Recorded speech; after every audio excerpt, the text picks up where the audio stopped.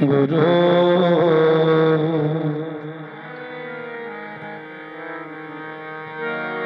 गगन दममा बाजो परयो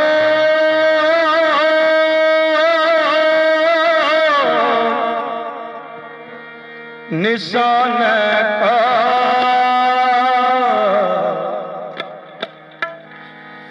खेत जो मांडे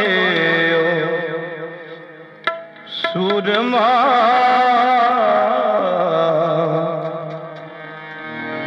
अब जो जन को दाओ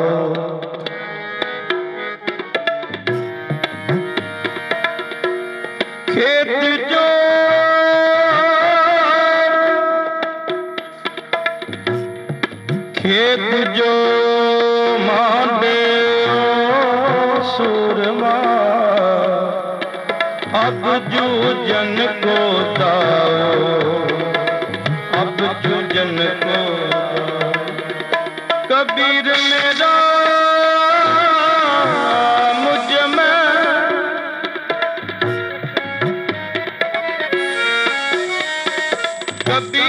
कबीर मेरा मुझ में किछ नहीं जो कुछ है सो तेरा जो कुछ है सो तेरा तेरा तुझको सौंपता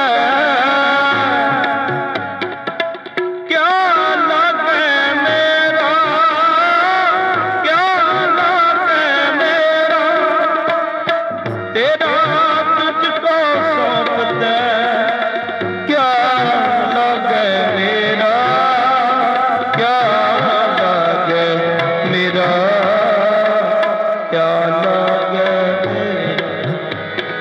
निमाने के मान गुरु निताने के गुरु गरीब नवाज गरीब नवाज गरीब नवाज परम सत्कारी सतगुरां दी साजी नवाजी गुरु खालसा साध संगत जी जुड़ बैठे हो हर साल की तरह ही बड़े प्यार श्रद्धा भावना दे नाल ते नगर रामगढ़ समूह इलाके दी संगतां सारा के नगर भागा वाले हो आप जी नूं इह धन गुरु गोबिंद सिंह सच्चे पातशाह जी दी रब्बी रहमत प्राप्त हुई है सारे नगर नूं जो भाई साहब भाई जसविंदर सिंह जी रामगढ़ यूके दे विच हन हर साल ही ये जो 12वां साहबजादियां दी शहादत नूं समूह सिंह सिंहां दी शहादत नूं जगत माता माता गुजर कौर जी दी लासानी अदुੱਤੀ शहादत नूं समर्पित जो समागम आप जी ने आरंभता की हुई है बिना शक भाई साहब जी विदेश में हन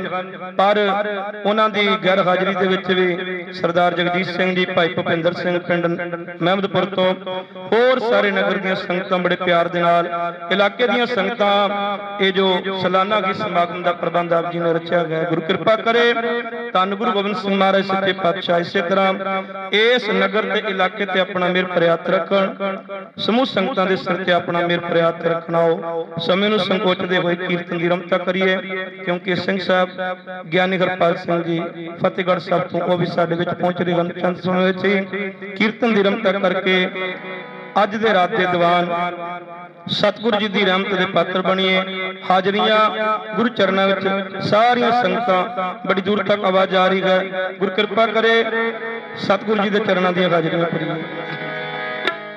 यार रे दासानो सत्तर चंगा अठ खेड़िया दा सहना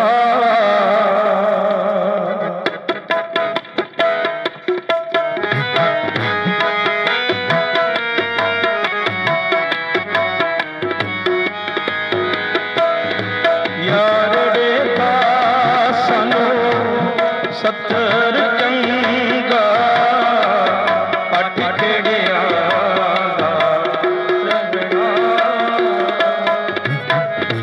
ਯਾਰ ਦੇਦਾ ਸਾਨੂੰ ਸੱਤਰ ਚੰਗਾ ਅੱਠ ਖੇੜਿਆਂ ਦਾ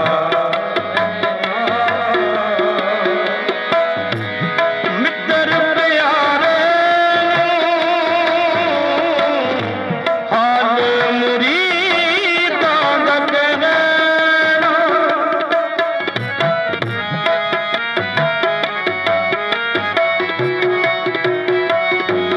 ਮਿੱਤਰ ਪਿਆਰੇ ਹਾਲ ਮੁਰੀਦਾਂ ਦਾ ਕਹਿਣਾ ਯਾਰ ਦੇਦਾ ਸਾਨੂੰ ਸੱਤਰ ਚੰਗਾ ਅੱਠ ਖੇੜਿਆਂ ਦਾ ਯਾਰ ਦੇਦਾ ਸਾਨੂੰ ਸੱਤਰ ਚੰਗਾ ਅੱਠ ਖੇੜਿਆਂ ਦਾ ਮਿੱਤਰ ਪਿਆਰੇ ਹਾਲ ਮੁਰੀਦਾਂ ਦਾ ਕਹਿਣਾ ਮਿੱਤਰ ਪਿਆਰੇ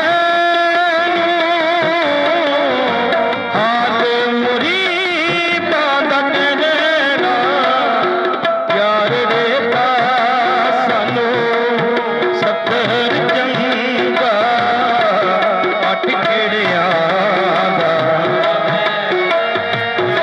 ਯਾਰ ਦੇਦਾ ਸਾਨੂੰ ਸੱਤਰ ਚੰਗਾ ਅੱਠ ਖੇੜਿਆਂ ਦਾ ਰਹਿਣਾ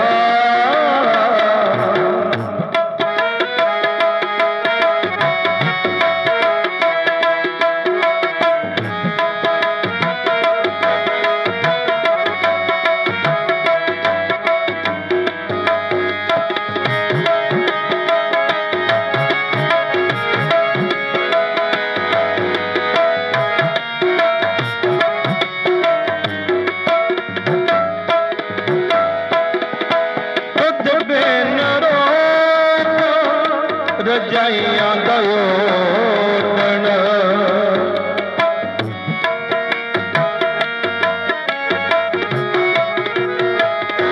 ਤੁਧ ਬਿਨ ਰੋਤ ਰਜਾਈਆਂ ਦਾ ਓਟਣ ਨਾਗ ਨਿਵਾਸਾਂ ਤੇ ਰਹਿਣਾ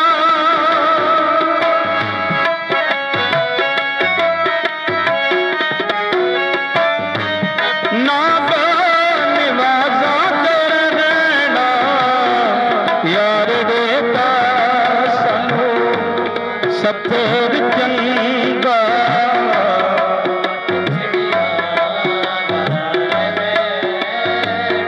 ਯਾਰ ਦੇਦਾ ਸਾਨੂੰ ਸਾਰੀ ਸੰਗਤ ਕਿਰਪਾ ਕਰੋ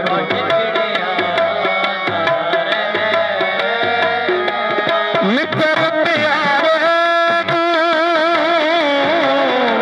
ਹਾਲ ਮੁਰੀਦਾਂ ਦਾ ਕਹਿਣਾ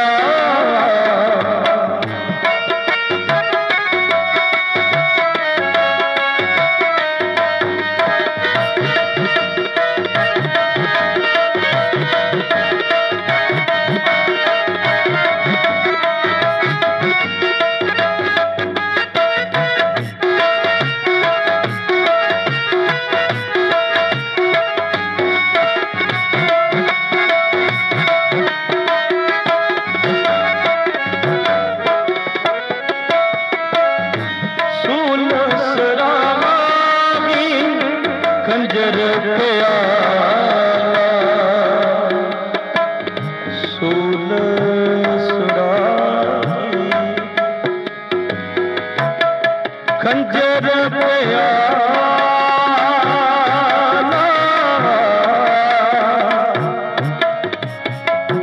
बिंग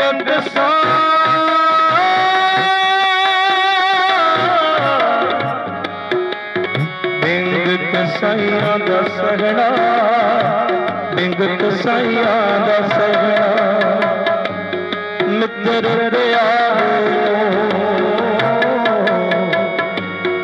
हाल मुरीदा दा कहना सुन सुरागी खंजर प्याला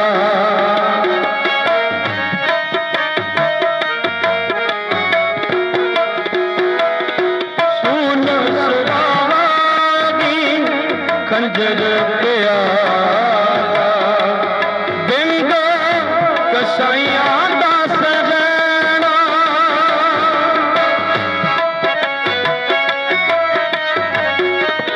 बिंग कसाइयां दा सहना यार देवा सनो सत्तर चंगा अठ खेड़ियां दा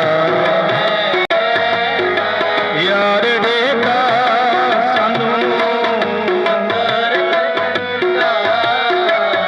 अठ खेड़ियां दा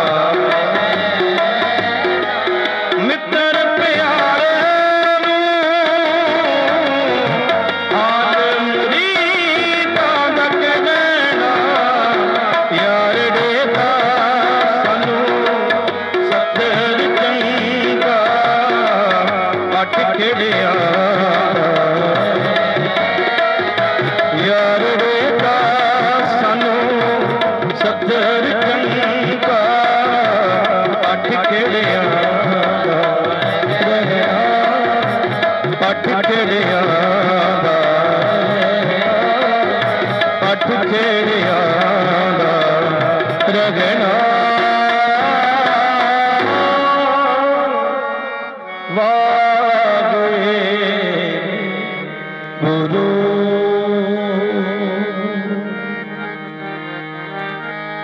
आओ प्यारी सत्संग जी एक शब्द जो भाई गुरदास दी वार है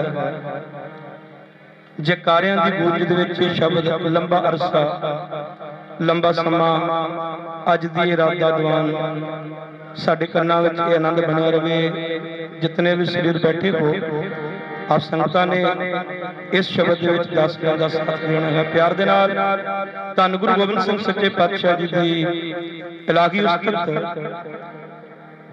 उस सतगुरु जी दी बख्शिश नूं शब्द दे विच गायन सरवण करिए सच फतेह बुलाई गुरु की जित रन पारा सच फतेह बुलाई गुरु की जित रन पारा सच फतेह बुलाई जित रन पारा ओ गुरु गोबिंद होए प्रगटया दसवें अवतारा गुरु गोबिंद होए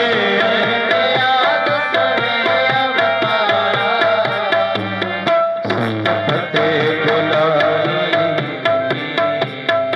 जित रन पारा सच फतेह बुलाई जित रन पारा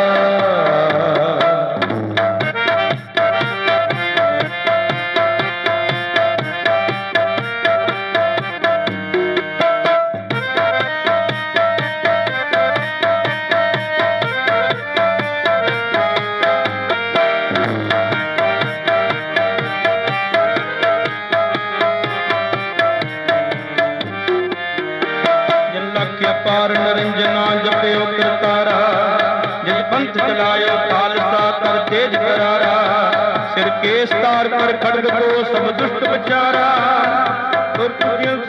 किए हर नाम उचारा सील जत की कच्छ पैर पकड़ो हथियारा सील जत की कच्छ पैर पकड़ो हथियारा कछ पैर पकड़ो गतियारा, सील जत की कछ पैर पकड़ो गतियारा, सील जत की कछ पैर पकड़ो गतियारा। बोले सोने बोले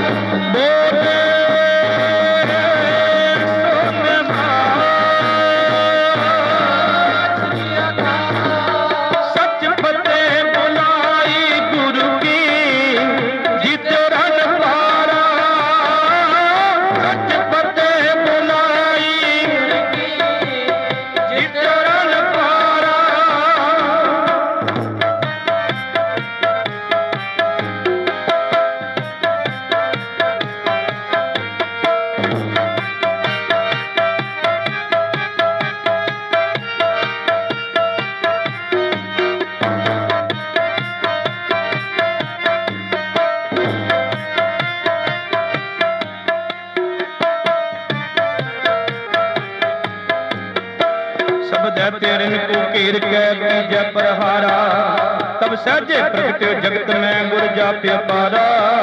यो उपजे सिंह भुजंगी नीलंबर तारा, तुर्क दुष्ट सब छह किए गर नाम उचारा।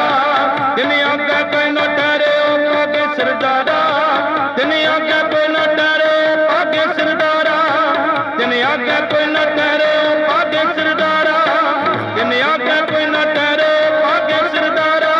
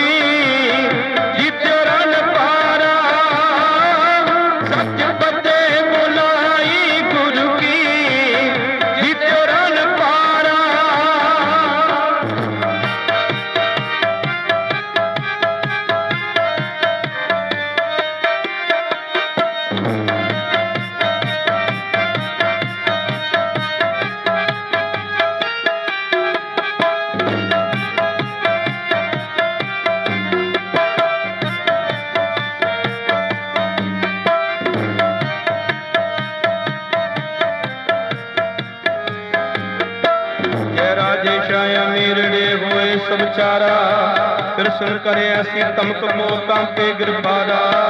तब सब धरती हल चल पई चाडे करबारा।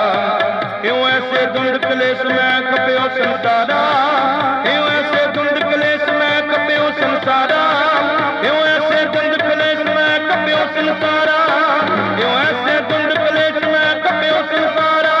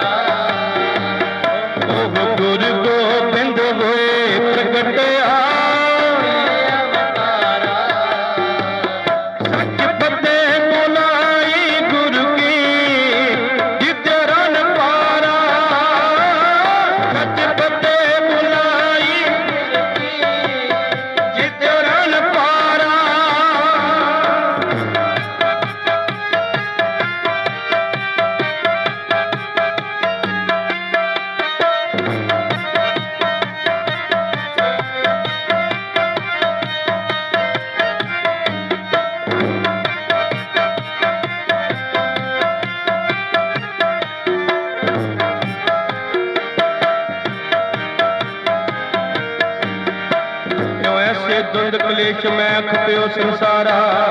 तै बिन सतगुर को है नहीं पे कट नगारा, तै बिन सतगुर को है नहीं पे कट नगारा, तै बिन सतगुर को है नहीं पे कट नगारा। के ऐसे खड़ग दिखाए न को सके न चेला, वाह वाह गोबिंद सिंह आपे गुरचेला, वाह वाह गोबिंद सिंह आपे गुरचेला, वाह वाह गोबिंद सिंह आपे गुरचेला, वाह वाह गोबिंद सिंह आपे गुरचेला, वाह वाह गोबिंद सिंह आपे गुरचेला, वाह वाह गोबिंद सिंह आपे गुरचेला। बोले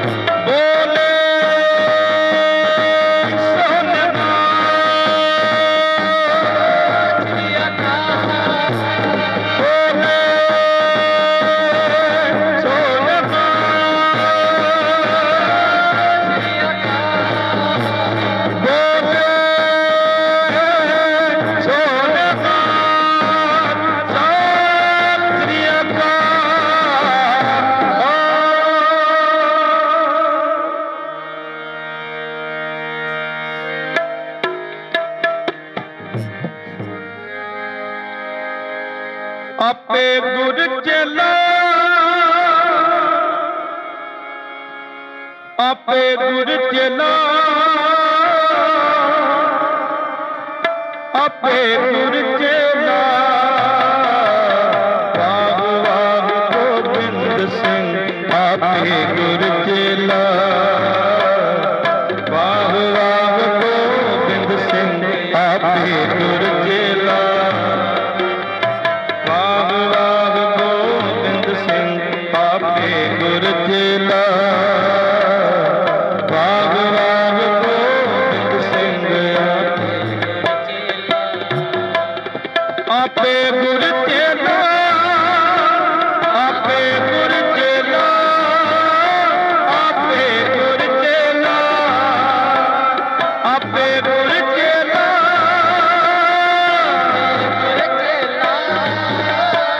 आपे गुरचेला। वाह वाह गोबिंद सिंह आपे गुरचेला, वाह वाह गोबिंद सिंह आपे गुरचेला, वाह वाह गोबिंद सिंह आपे गुरचेला, वाह वाह गोबिंद सिंह आपे गुरचेला।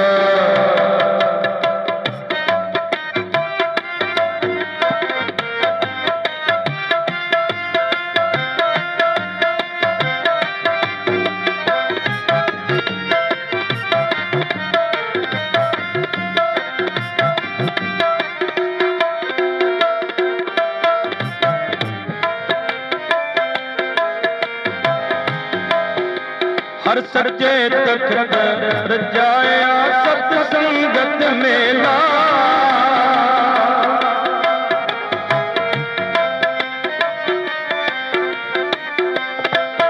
हर सच्चे तखत रजाया सत संगत मेला। आपे गुरचेला,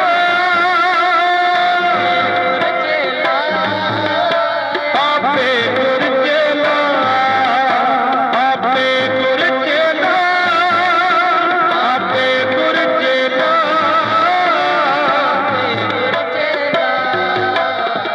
वाह वाह गोबिंद सिंह आपे गुरचेला,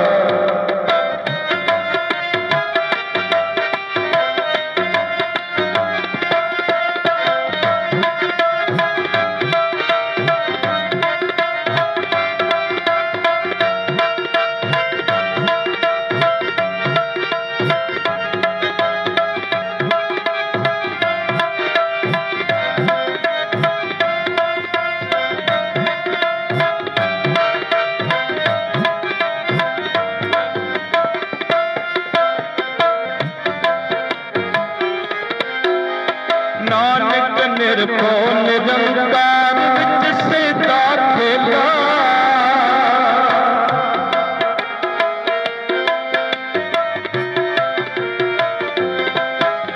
गुर सिमर मनाई काल का खंडे की बेला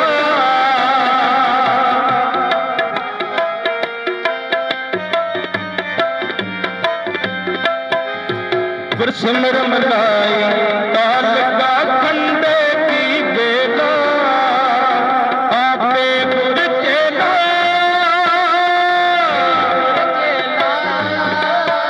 आपे गुर चेला आपे गुर चेला आपे गुर चेला आपे गुर चेला बाग बाग गोबिंद सिंह बाग बाग गोबिंद सिंह बाग बाग गोबिंद सिंह आपे गुर चेला बाग बाग गोबिंद सिंह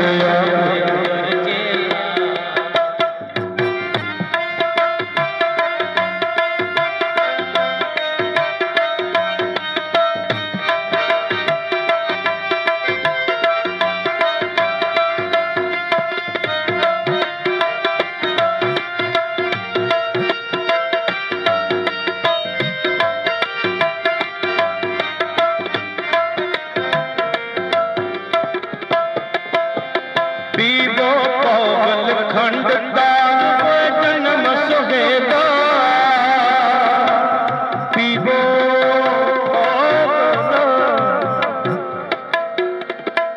पीवो खंड पीवो पौगल खंडे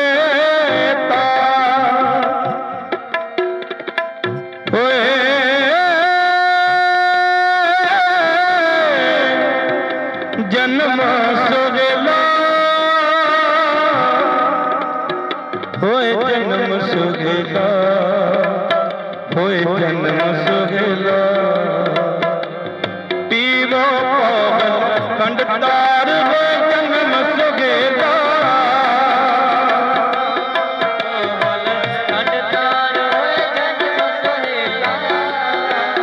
गुर संगत कीनी खालसा मन मुखी दोगेला गुर संगत कीनी आपे गुर चेला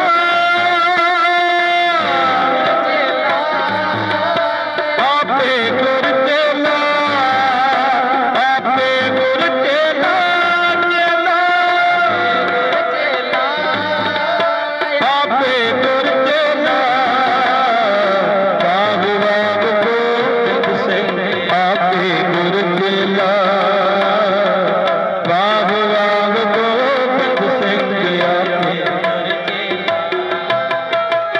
बाग बाग गोबिंद सिंह आपे गुर चेला बाग बाग गोबिंद सिंह आपे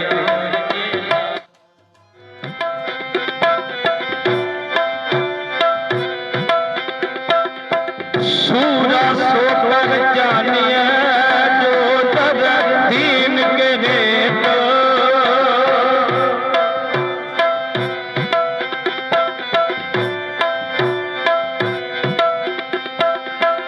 पुरजा पुरजा कट मरे कट मरे कट मरे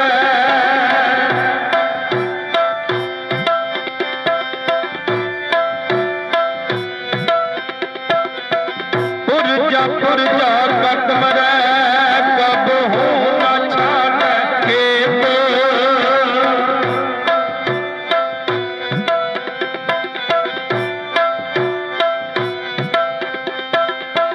पुरजा पुरजा कट मरे कट मरे कट मरे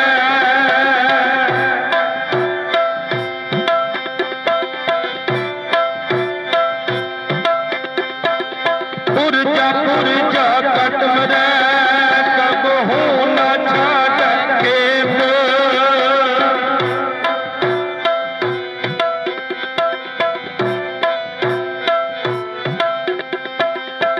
पुरजा कट मरे कट मरे कट मरे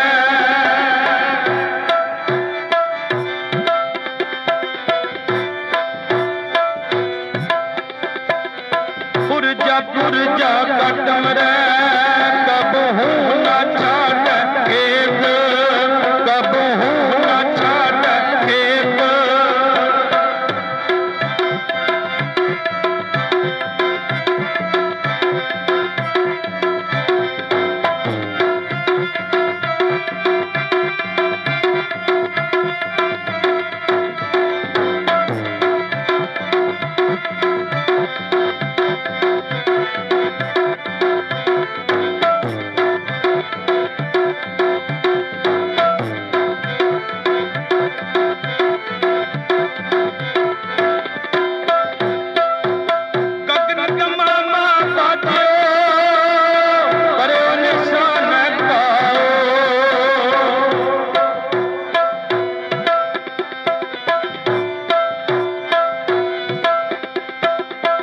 गगन दमामा बाजे परे इंसान गाओ खेत जुमा दे सूरमा अब जूझन को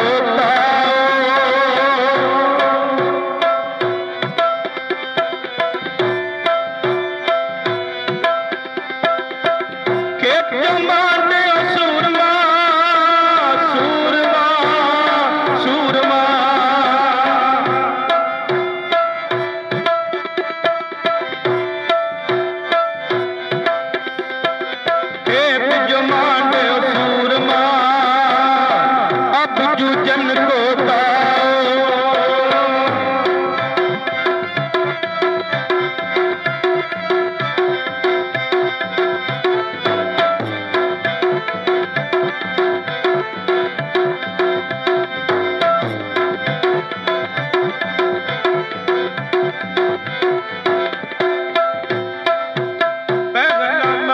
कबूल जीवन की छड़ आस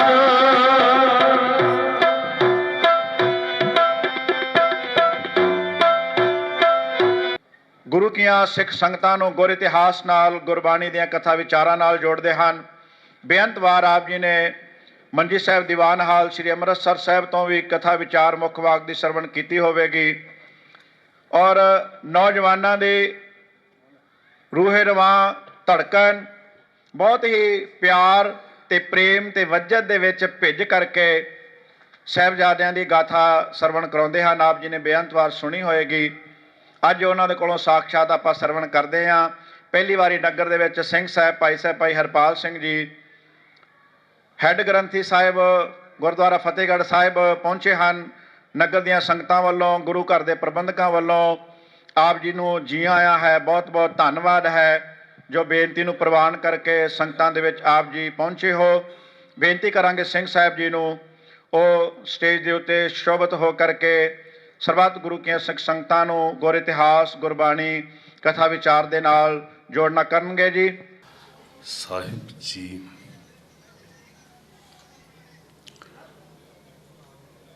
तू सुल्तान कहाँ हाँ मियाँ तेरी कवन वडाई जो तू देहें सो कहाँ स्वामी मैं मूर्ख कहन ना जाई। सतगुरु श्री गुरु ग्रंथ साहिब महाराज जी की पवित्र हजूरी अंदर अदब प्यार विच सजी गुरु रूप गुरु सवारी साध संगत ਵਾਹਿਗੁਰੂ ਜੀ ਕਾ ਖਾਲਸਾ ਵਾਹਿਗੁਰੂ ਜੀ ਕੀ ਫਤਿਹ। ਬੜੀ ਸ਼ਰਧਾ ਭਾਵਨਾ ਦੇ ਨਾਲ ਤੁਸੀਂ ਜੁੜ ਬੈਠੇ ਹੋ ਔਰ ਮੈਂ ਮਹਿਸੂਸ ਕਰ ਰਿਹਾ ਸੀ ਕਿ ਸ਼ਾਇਦ ਮੈਂ ਥੋੜੀ ਲੇਟ ਹਾਂ, ਪਰ ਤੁਸੀਂ ਜਿਸ ਸਿਦਕ ਦੇ ਨਾਲ ਬੈਠੇ ਹੋ, ਪਿਆਰ ਨਾਲ ਬੈਠੇ ਹੋ, ਤੁਹਾਡੀ ਸ਼ਰਧਾ ਨੂੰ, ਤੁਹਾਡੀ ਭਾਵਨਾ ਨੂੰ, ਤੁਹਾਡੀ ਇਸ ਗੁਰੂ ਪ੍ਰਤੀ ਪ੍ਰੀਤ ਨੂੰ ਨਮਸਕਾਰ ਹੈ। ਸਤਿਗੁਰੂ ਜੀ ਇੱਦਾਂ ਹੀ ਤੁਹਾਡੇ ਹਿਰਦੇ ਅੰਦਰ ਪਿਆਰ ਪੈਦਾ ਕਰਨ। ਧੰਨ ਗੁਰੂ ਗੋਬਿੰਦ ਸਿੰਘ ਸੱਚੇ ਪਾਤਸ਼ਾਹ ਮਹਾਰਾਜ ਜੀ ਦੀਆਂ ਅਲੌਕਿਕ ਬਾਤਾਂ ਉਹ ਦੁਨੀਆ ਉੱਤੇ ਵਾਕਈ ਅਜ਼ੀਮ ਹਨ, ਨਿਆਰੀਆਂ ਹਨ। ਵਹ ਪ੍ਰਗਟਿਓ ਮਰਦ ਅਗੰਬੜਾ ਵਰਿਆਮ ਅਕੇਲਾ, ਵਾਹ ਵਾਹ ਗੋਬਿੰਦ ਸਿੰਘ ਆਪੇ ਗੁਰਚੇਲਾ। ਜਿਨ੍ਹਾਂ ਦੇ ਬਾਰੇ ਬਾਤ ਕਰਨ ਲੱਗਿਆਂ ਵੱਡੇ ਵੱਡੇ ਫਿਲਾਸਫਰ, ਵੱਡੇ ਵੱਡੇ ਵਿਦਵਾਨ ਆਪਣੇ ਆਪ ਨੂੰ ਅਸਮਰੱਥ ਸਮਝਣ ਲੱਗ ਪੈਂਦੇ ਆ ਔਰ ਹਰ ਰੋਜ਼ ਗੁਰੂ ਕੀ ਕੀਰਤੀ ਕਰਦਿਆਂ ਫਿਰ ਬੇਵੱਸ ਮਹਿਸੂਸ ਕਰਦੇ ਆ ਆਪਣੇ ਆਪ ਨੂੰ ਕਿ ਸਤਿਗੁਰੂ ਜੀ ਕਿਸ ਕਿਸ ਪੱਖ ਨੂੰ ਬਿਆਨ ਕਰੀਏ, ਤੁਹਾਡੇ ਜੀਵਨ ਕੌਤਕਾਂ ਦੇ ਕਿਸ ਕਿਸ ਪਹਿਲੂ ਨੂੰ ਅਸੀਂ ਬਿਆਨ ਕਰੀਏ। ਵੀਰ ਭੁਪਿੰਦਰ ਸਿੰਘ ਜੀ ਹਕੀਮ ਅੱਲਾ ਯਾਰ ਖਾਂ ਜੋਗੀ ਜੀ ਦਾ ਜ਼ਿਕਰ ਕਰ ਰਹੇ ਸੀ ਤੇ ਮੈਨੂੰ ਲੱਗਦਾ ਇਹਦੇ ਤੋਂ ਅੱਗੇ ਸ਼ਬਦ ਨਹੀਂ ਰਹਿ ਜਾਂਦੇ ਜਦੋਂ ਅਸੀਂ ਉਹਨਾਂ ਦੀ ਦ੍ਰਿਸ਼ਟੀ ਦੇ ਨਾਲ, ਉਹਨਾਂ ਦੀ ਭਾਵਨਾ ਦੇ ਨਾਲ ਗੁਰੂ ਸਾਹਿਬ ਜੀ ਨੂੰ ਵੇਖਦੇ ਹਾਂ ਤੇ ਉਹ ਬੜੀ ਫਰਾਖ ਦਿਲੀ ਦੇ ਨਾਲ ਇਹ ਗੱਲ ਕਹਿੰਦੇ ਆ ਕਿ ਸੰਸਾਰ ਦੇ ਲੋਕੋ, ਮੁਤੱਸਬ ਤੋਂ ਉੱਪਰ ਉੱਠੋ ਥੋੜ੍ਹਾ ਜਿਹਾ, ਫਿਰਕੂ ਲਕੀਰਾਂ ਨੂੰ ਥੋੜ੍ਹਾ ਜਿਹਾ ਮੇਟ ਕੇ, ਨਿਜ ਪ੍ਰਸਤੀ ਤੋਂ ਉੱਪਰ ਉੱਠ ਕੇ, ਵੱਡੀ ਵਿਸ਼ਾਲ ਸੋਚ ਲੈ ਕੇ, ਰੱਬ ਨੂੰ ਹਾਜ਼ਰ ਨਾਜ਼ਰ ਜਾਣ ਕੇ ਸੱਚੀ ਮੁੱਚੀ ਵੱਡੇ ਜੇ ਦਿਲ ਦੇ ਨਾਲ ਜੇ ਨਿਆਂ ਕਰੋ ਤੇ ਤੁਹਾਨੂੰ ਸਾਰੀ ਲੋਕਾਈ ਨੂੰ ਮੰਨਣਾ ਪਏਗਾ ਕਿ ਗੁਰੂ ਗੋਬਿੰਦ ਸਿੰਘ ਜੀ ਮਹਾਰਾਜ ਵਰਗਾ ਦੂਸਰਾ ਦੁਨੀਆ ਤੇ ਕੋਈ ਨਹੀਂ ਹੋ ਸਕਦਾ।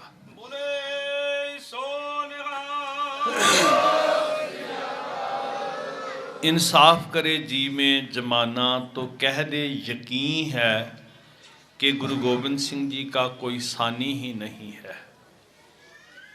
उन्हां दे तुलकी दे नाल तशबीह दित्ती जावे साध संगत जी।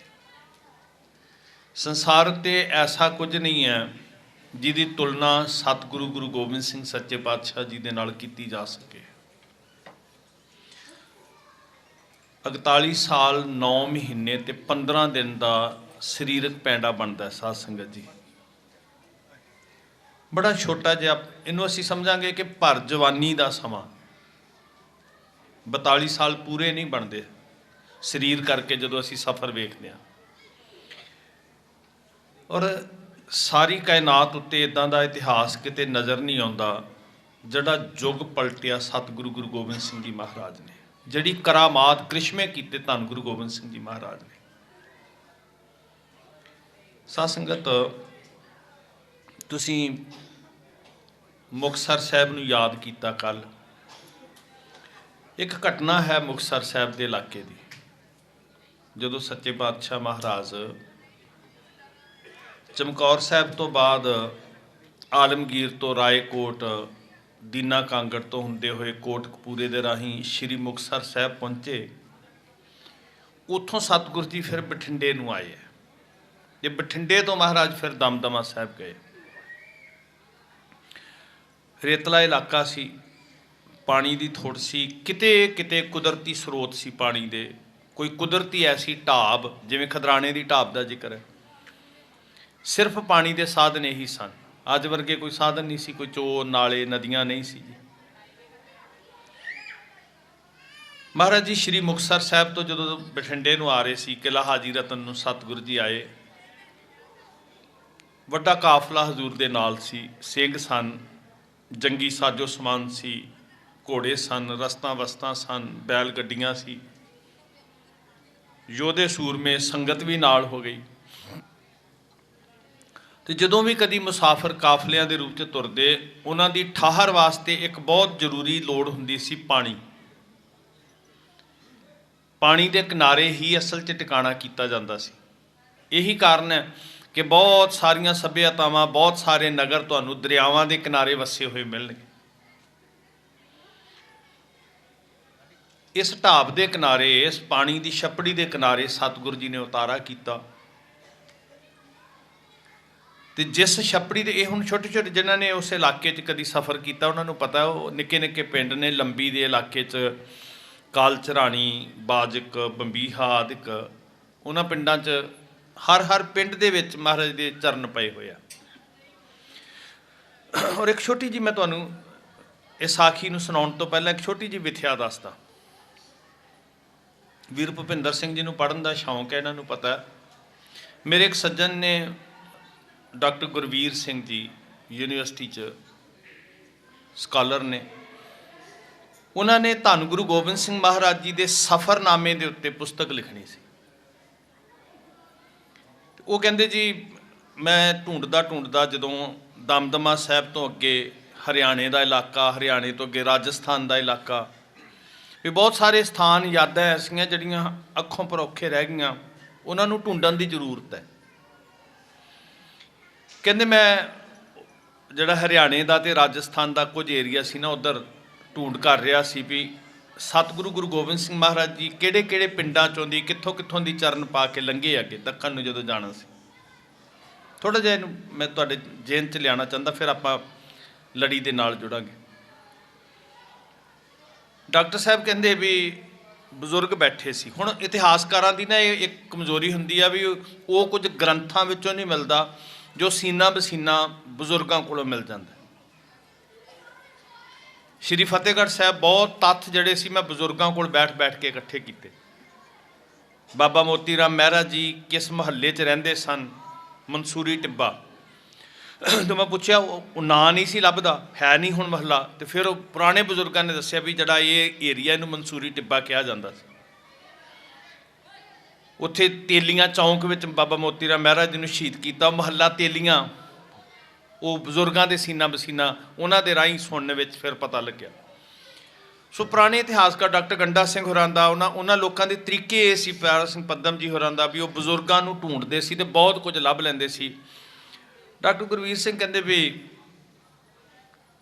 ਅਸੀਂ ਲੱਭਦੇ ਉੱਥੇ ਗਏ ਪਿੰਡਾਂ ਦੇ ਵਿੱਚ, ਸੱਥ ਵਿੱਚ ਬਜ਼ੁਰਗ ਬੈਠੇ ਹੋਏ ਸੀ, 80, 85, 90 ਸਾਲ ਦੀ ਉਮਰ, ਸਰੀਰ ਤੰਦਰੁਸਤ ਹੁੰਦੇ, ਪਿੰਡਾਂ ਵਿੱਚ ਕੰਮਕਾਜ ਕਰਦੇ ਬਜ਼ੁਰਗ, ਚੱਲਦੇ ਫਿਰਦੇ ਬੈਠੇ ਆ ਚੁਰਾਹੇ ਦੇ ਵਿੱਚ ਇੱਕ ਰੁੱਖ ਦੇ ਹੇਠਾਂ।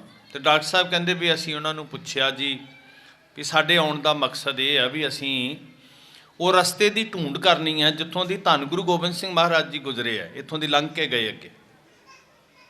ਤੇ ਉਹ ਇੱਕ ਦਾਨਸ਼ਵਰ ਬਿਰਧ ਸੀ, ਉਹ ਕਹਿਣ ਲੱਗਾ ਇਹ ਤੇ ਬਹੁਤ ਸੌਖਾ ਹੈ, ਇਹ ਢੂੰਡਣਾ ਕਹਿੰਦੇ ਕਿਹੜੇ ਔਖਾ ਹੈ। ਕਹਿੰਦੇ ਕਮਾਲ ਦੀ ਗੱਲ ਹੈ ਜੀ, ਜਿੰਨਾ ਤੁਸੀਂ ਸੁਖਾਲਾ ਕਹਿ ਰਹੇ ਹੋ, ਹੁਣ ਜਿਹੜਾ ਬੰਦਾ ਖੋਜਣ ਤੁਰਿਆ ਉਹਦੇ ਵਾਸਤੇ ਤੇ ਬਹੁਤ ਔਖਾ ਸੀ, ਪਰ ਉਹ ਬਿਰਧ ਕਹਿ ਰਿਹਾ, ਕਹਿਣ ਲੱਗੇ ਇਹ ਤੇ ਬਹੁਤ ਸੌਖਾ ਹੈ, ਤੁਹਾਨੂੰ ਕਿਸੇ ਨੂੰ ਪੁੱਛਣ ਦੀ ਜ਼ਰੂਰਤ ਨਹੀਂ ਹੈ। ਤੇ ਡਾਕਟਰ ਸਾਹਿਬ ਕਹਿੰਦੇ, ਮੈਂ ਕਿਹਾ ਮੈਨੂੰ ਦੱਸੋ ਨਾ ਵੀ ਸੌਖਾ ਕਿਵੇਂ ਹੈ। ਤੇ ਉਹ ਬਿਰਧ ਕਹਿਣ ਲੱਗੇ ਜੀ ਤੁਸੀਂ ਇਹਨਾਂ ਪਿੰਡਾਂ ਤੋਂ ਵਿੱਚ ਦੀ ਲੰਘਣਾ ਸ਼ੁਰੂ ਕਰ ਦਿਓ, ਜਿਹੜੇ ਪਿੰਡ ਦਾ ਪਾਣੀ ਮਿੱਠਾ ਹੋਏਗਾ ਸਮਝ ਲਓ ਉਸ ਪਿੰਡ 'ਚ ਧੰਨ ਗੁਰੂ ਗੋਬਿੰਦ ਸਿੰਘ ਜੀ ਦੇ ਚਰਨ ਪਏ ਆ, ਬਾਕੀ ਸਾਰੇ ਇਲਾਕੇ ਦਾ ਪਾਣੀ ਖਾਰਾ।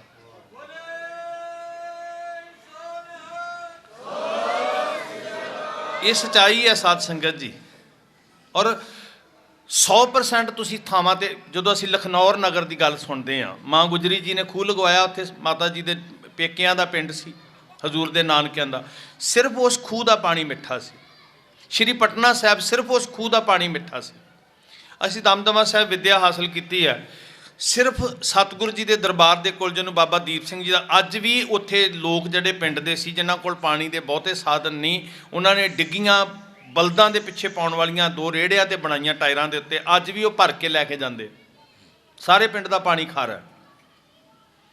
ਜਿੱਥੇ ਸਤਿਗੁਰੂ ਜੀ ਦੇ ਚਰਨ ਪਏ, ਧਰਤੀ ਦੀ ਤਸਵੀਰ ਬਦਲ ਗਈ ਸਾਧ ਸੰਗਤ, ਮਿੱਟੀ ਦਾ ਸੁਭਾਅ ਬਦਲ ਗਿਆ।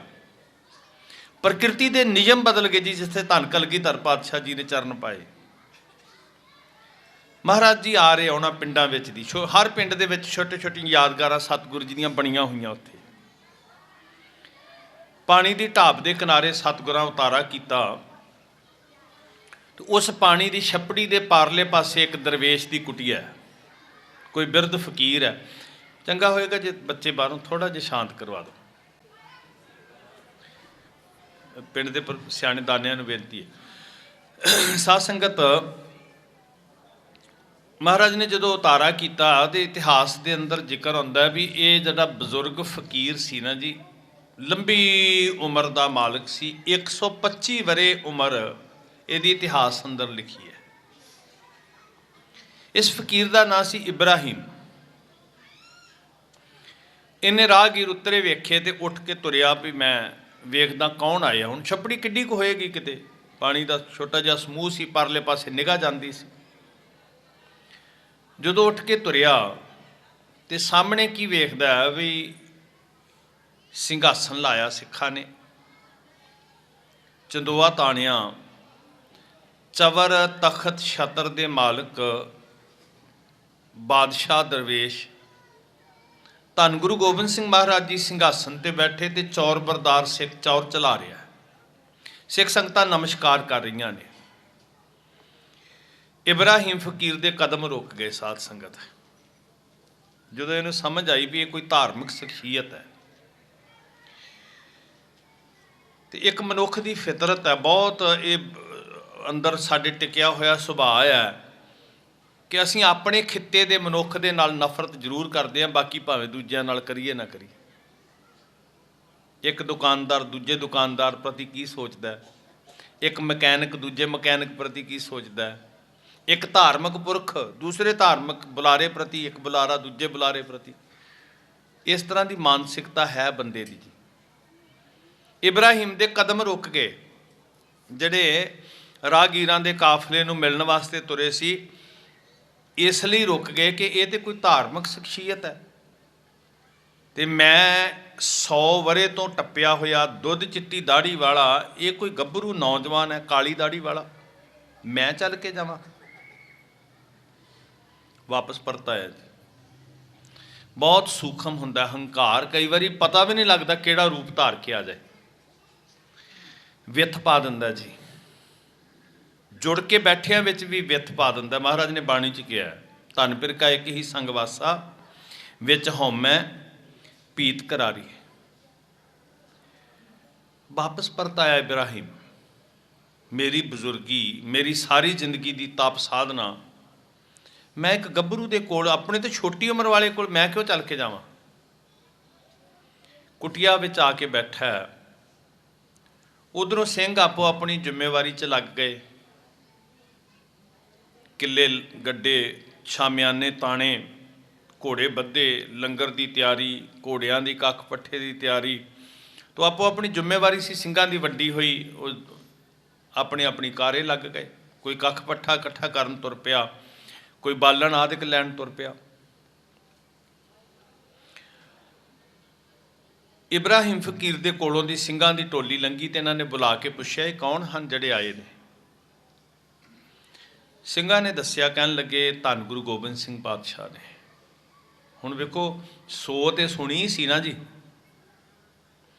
ਸਿੰਘਾਂ ਨੇ ਦੱਸਿਆ, ਇਹ ਪੁੱਛਣ ਲੱਗੇ, ਸੁਣਨਾ ਚਾਹੁੰਦੇ ਆ ਕਿ ਉਹ ਗੁਰੂ ਗੋਬਿੰਦ ਸਿੰਘ ਮਹਾਰਾਜ, ਜ਼ੁਲਮ ਦੇ ਹੜ੍ਹ ਨੂੰ ਰੋਕਣ ਵਾਲੇ, ਮਜ਼ਲੂਮਾਂ ਲਈ ਪਿਤਾ ਕੁਰਬਾਨ ਕਰਨ ਵਾਲੇ, ਪਾਪ ਦੀਆਂ, ਧਰਮ ਦੀਆਂ, ਜ਼ਾਬਰ ਜ਼ੁਲਮ ਦੀਆਂ ਜੜ੍ਹਾਂ ਪੁੱਟਣ ਲਈ ਪੁੱਤਰ ਕੁਰਬਾਨ ਕਰਨ ਵਾਲੇ। ਇਬਰਾਹੀਮ ਸੁਣਦੇ ਗਏ, ਸਿੱਖ ਸੁਣਾਉਂਦੇ ਗਏ। ਹੁਣ ਇਹ ਹੈ ਸਾਧ ਸੰਗਤ ਜੀ, ਇੱਕ ਬੀਜ ਜਦੋਂ ਸੁਣ ਸੁਣ ਕੇ ਸਾਡੇ ਹਿਰਦੇ ਅੰਦਰ ਪੈਦਾ ਹੁੰਦਾ ਤੇ ਭੁੱਖ ਵੱਧਦੀ ਹੈ। ਫਿਰ ਜਿਹੜੀ ਅੰਦਰ ਹਉਮੈ ਦੀ ਪਰਤ ਜੰਮੀ ਸੀ ਨਾ, ਪਤਲੀ ਜਿਹੀ, ਮੈਂ ਵੱਡਾ ਉਹ ਛੋਟੇ, ਗੁਰੂ ਦੀ ਕੀਰਤੀ ਸੁਣੀ ਤੇ ਉਹ ਤਹਿ ਟੁੱਟ ਗਈ। ਇਬਰਾਹੀਮ ਫਕੀਰ ਸਤਿਗੁਰੂ ਜੀ ਦੇ ਸਨਮੁਖ ਜਾ ਕੇ ਖੜੇ ਹੋ ਗਏ। 125 ਵਰਿਆਂ ਦਾ ਬਜ਼ੁਰਗ, ਦੁੱਧ ਚਿੱਟੀ ਦਾੜੀ, ਵਡੇਰੀ ਉਮਰ ਭੋਗਣ ਵਾਲਾ, ਔਰ ਸਾਰੀ ਜ਼ਿੰਦਗੀ ਤਪ ਸਾਧਨਾ ਵਿੱਚ ਕੱਢੀ ਹੈ। ਸੱਚੇ ਪਾਤਸ਼ਾਹ ਜੀ ਦੇ ਸਾਹਮਣੇ ਖੜੇ ਹੀ ਨਹੀਂ ਹੋਏ, ਝੋਲੀ ਅੱਡ ਕੇ ਖੜੇ ਹੋ ਗਏ।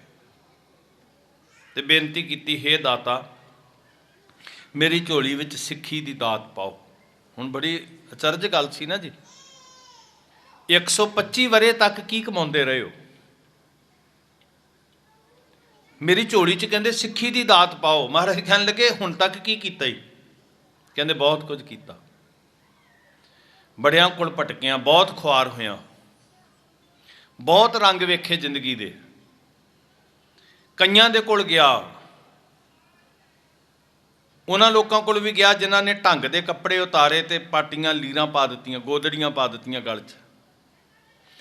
ਉਹ ਲੋਕ ਵੀ ਜ਼ਿੰਦਗੀ 'ਚ ਵੇਖੇ ਜਿਨ੍ਹਾਂ ਨੇ ਕੰਨਾਂ ਨੂੰ ਪਾੜ ਮੁੰਦਾਂ ਪਾ ਦਿੱਤੀਆਂ, ਕਿਸੇ ਨੇ ਸਿਰ ਮੁੰਡ ਕੇ ਸੁਆਹ ਪਾ ਦਿੱਤੀ, ਕਿਸੇ ਨੇ ਜਿਸਮ ਉੱਤੇ ਰਾਖ ਮਲ ਦਿੱਤੀ, ਕਿਸੇ ਨੇ ਹੱਥ ਵਿੱਚ ਠੂਠਾ ਫੜਾ ਕੇ ਮੰਗਣ ਲਾ ਦਿੱਤਾ। ਮੈਂ ਬਹੁਤ ਕੁਝ ਵੇਖਿਆ, ਬਹੁਤ ਕੁਝ ਕੀਤਾ,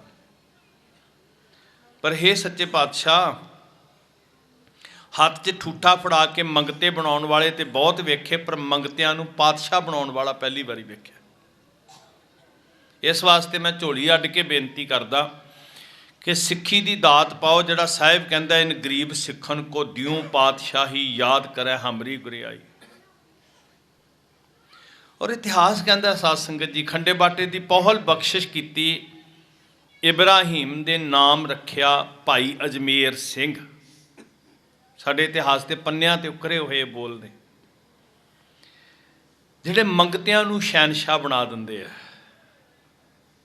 ਪਰ ਸਿੱਖ ਦੇ ਹਿਰਦੇ 'ਚ ਸਿਦਕ ਹੋਵੇ, ਸਾਧ ਸੰਗਤ, ਦ੍ਰਿੜਤਾ ਹੋਵੇ, ਨਿਸ਼ਚਾ ਹੋਵੇ, ਭਰੋਸਾ ਹੋਵੇ।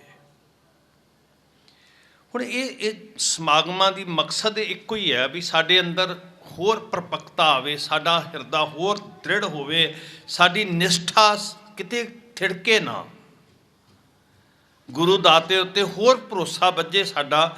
ਤੇ ਜਿਹੜੀ ਭਟਕਣਾ ਸੰਸਾਰ ਨੂੰ ਲੱਗੀ ਹੋਈ ਹੈ ਨਾ, ਖੁਆਰੀ ਦੀ ਭਟਕਣਾ, ਕਿੰਨੀਆਂ ਰੂਹਾਂ ਨੇ ਸਾਧ ਸੰਗਤ ਜੀ ਗੁਰੂ ਦੇ ਇੱਕ ਵਾਰੀ ਦੀਦ ਕਰਦੀਆਂ ਤੇ ਸਤਿਗੁਰੂ ਜੀ ਦੇ ਚਰਨਾਂ 'ਚ ਸਮਾ ਜਾਂਦੀਆਂ। ਪਰ ਸਿੱਖੀ ਦਾ ਬੂਟਾ ਲੱਗਦਾ ਸਿਦਕ ਦੀ ਮਿੱਟੀ ਦੇ ਹੀ ਹੈ। ਜਿੱਥੇ ਸਿਦਕ ਦੀ ਧਰਤੀ ਨਹੀਂ, ਉੱਥੇ ਸਿੱਖੀ ਦਾ ਬੂਟਾ ਕਦੀ ਨਹੀਂ ਫੈਲਦਾ, ਕਦੀ ਨਹੀਂ ਫਲਦਾ।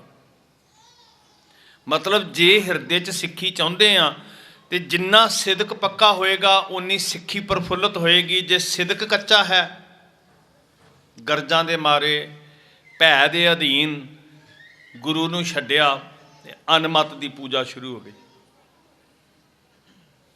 ਔਰ ਮੈਂ ਮਾਫੀ ਮੰਗ ਕੇ ਕਹਿੰਦਾ, ਵੈਸੇ ਤੇ ਸਾਰੇ ਪੰਜਾਬ ਦੀ ਇਹੀ ਦਸ਼ਾ ਹੈ, ਪਰ ਦੁਆਬੇ ਵਿੱਚ ਦੋ ਚੀਜ਼ਾਂ ਨੇ ਬਹੁਤਾ ਜ਼ੋਰ ਕੀਤਾ। ਇੱਕ ਕਬਰਾਂ ਦੀ ਪੂਜਾ, ਜਠੇਰਿਆਂ ਦੀ ਪੂਜਾ, ਥੜੀਆਂ ਮੜੀਆਂ ਮਿੱਟੀਆਂ ਦੀ ਢੇਰੀਆਂ ਦੀ ਪੂਜਾ, ਤੇ ਇੱਕ ਸਾਧ ਸੰਗਤ ਆ ਜਿਹੜਾ ਹੁਣ ਮਾਝਾ ਤੇ ਦੁਆਬਾ ਮੱਲਿਆ, ਉਹ ਭੂਤ ਪ੍ਰੇਤ ਆਤਮਾ ਕੱਢਣ ਵਾਲੇ ਪ੍ਰੇਰਾਂ ਕਰ ਕਰਕੇ ਬਹੁਤ ਪਖੰਡ ਰਚਿਆ ਜੀ। ਉਹ ਕਬਰਾਂ ਨਾਲੋਂ ਵੀ ਜ਼ਿਆਦਾ ਖਤਰਨਾਕ ਵਾਰ ਤੁਹਾਡੇ ਤੇ ਹੋ ਰਿਹਾ। ਮਾਝਾ ਵੀ ਪੂਰਾ ਪਕੜ ਵਿੱਚ ਆਇਆ, ਜਿੰਨੀ ਬਾਰਡਰ ਦੀ ਬੈਲਟ ਸੀ, ਲਾਲਚ ਦੇ ਦੇ ਕੇ, ਝੂਠ ਬੋਲ ਬੋਲ ਕੇ, ਲੋਕਾਂ ਨੂੰ ਗੁੰਮਰਾਹ ਕਰ ਕਰਕੇ, ਭਰਮ 'ਚ ਪਾ ਪਾ ਕੇ ਪਤਾ ਨਹੀਂ ਕਿਹੜੀਆਂ ਆਤਮਾਵਾਂ ਕੱਢ ਰਿਹਾ ਤੇ ਕਿਹੜੇ ਰੋਗਾਂ ਦੀ ਨਿਵਰਤੀ ਕਰ ਰਿਹਾ। ਔਰ ਨਿਰਾ ਹੀ ਕੁਫਰ, ਨਿਰਾ ਹੀ ਝੂਠ ਦੇ ਉੱਤੇ, ਬੁਨਿਆਦ ਉੱਤੇ ਉਹ ਨਹੀਂ ਰੱਖ ਰਹੇ। ਮੈਨੂੰ ਤੇ ਤਰਸ ਆਉਂਦਾ ਉਹਨਾਂ ਲੋਕਾਂ ਉੱਤੇ। ਤਾਂ ਮੈਂ ਬੇਨਤੀ ਕਰ ਰਿਹਾ ਕਿ ਸਿਦਕ ਦੀ ਨੀਂਹ ਉੱਤੇ ਸਿੱਖੀ ਦਾ ਮਹਿਲ ਉਸਰਨਾ। ਜੇ ਸਿਦਕ ਕੱਚਾ ਹੈ, ਅਸੀਂ ਕੁਝ ਵੀ ਬਣ ਸਕਦੇ ਹਾਂ, ਅਮੀਰ ਹੋ ਸਕਦੇ ਹਾਂ, ਰਾਜੇ ਬਣ ਸਕਦੇ ਹਾਂ, ਗੁਰੂ ਕਲਗੀਧਰ ਪਾਤਸ਼ਾਹ ਦੇ ਸਿੱਖ ਨਹੀਂ ਬਣ ਸਕਦੇ। ਤੇ ਜੇ ਅਸੀਂ ਸਿੱਖ ਦੀ ਹੈਸੀਅਤ ਵਿੱਚ ਜਿਉਣਾ, ਗਰਵ ਕਰਨਾ ਸ਼ਹਿਨਸ਼ਾਹ ਬਣਾਉਣ ਵਾਲੇ ਉੱਤੇ, ਪੁੱਤ ਕੁਰਬਾਨ ਕਰਨ ਵਾਲੇ ਉੱਤੇ, ਫਿਰ ਅਸੀਂ ਸਿੱਖੀ ਦੇ ਪੈਰਾਮੀਟਰ ਨਾਲ ਸਿੱਖਾਂ ਦੇ ਜੀਵਨ ਨੂੰ ਸਾਹਮਣੇ ਰੱਖ ਕੇ ਆਪਣੇ ਸਿਦਕ ਨੂੰ ਪਰਖਣ ਦਾ ਯਤਨ ਕਰੀਏ। ਕਿਤੇ ਇਹ ਤੇ ਨਹੀਂ ਡੋਲਦਾ ਲਾਲਚ, ਡਰ। ਇਹ ਦੋ ਚੀਜ਼ਾਂ ਬਹੁਤ ਖਤਰਨਾਕ ਨੇ ਸਾਧ ਸੰਗਤ।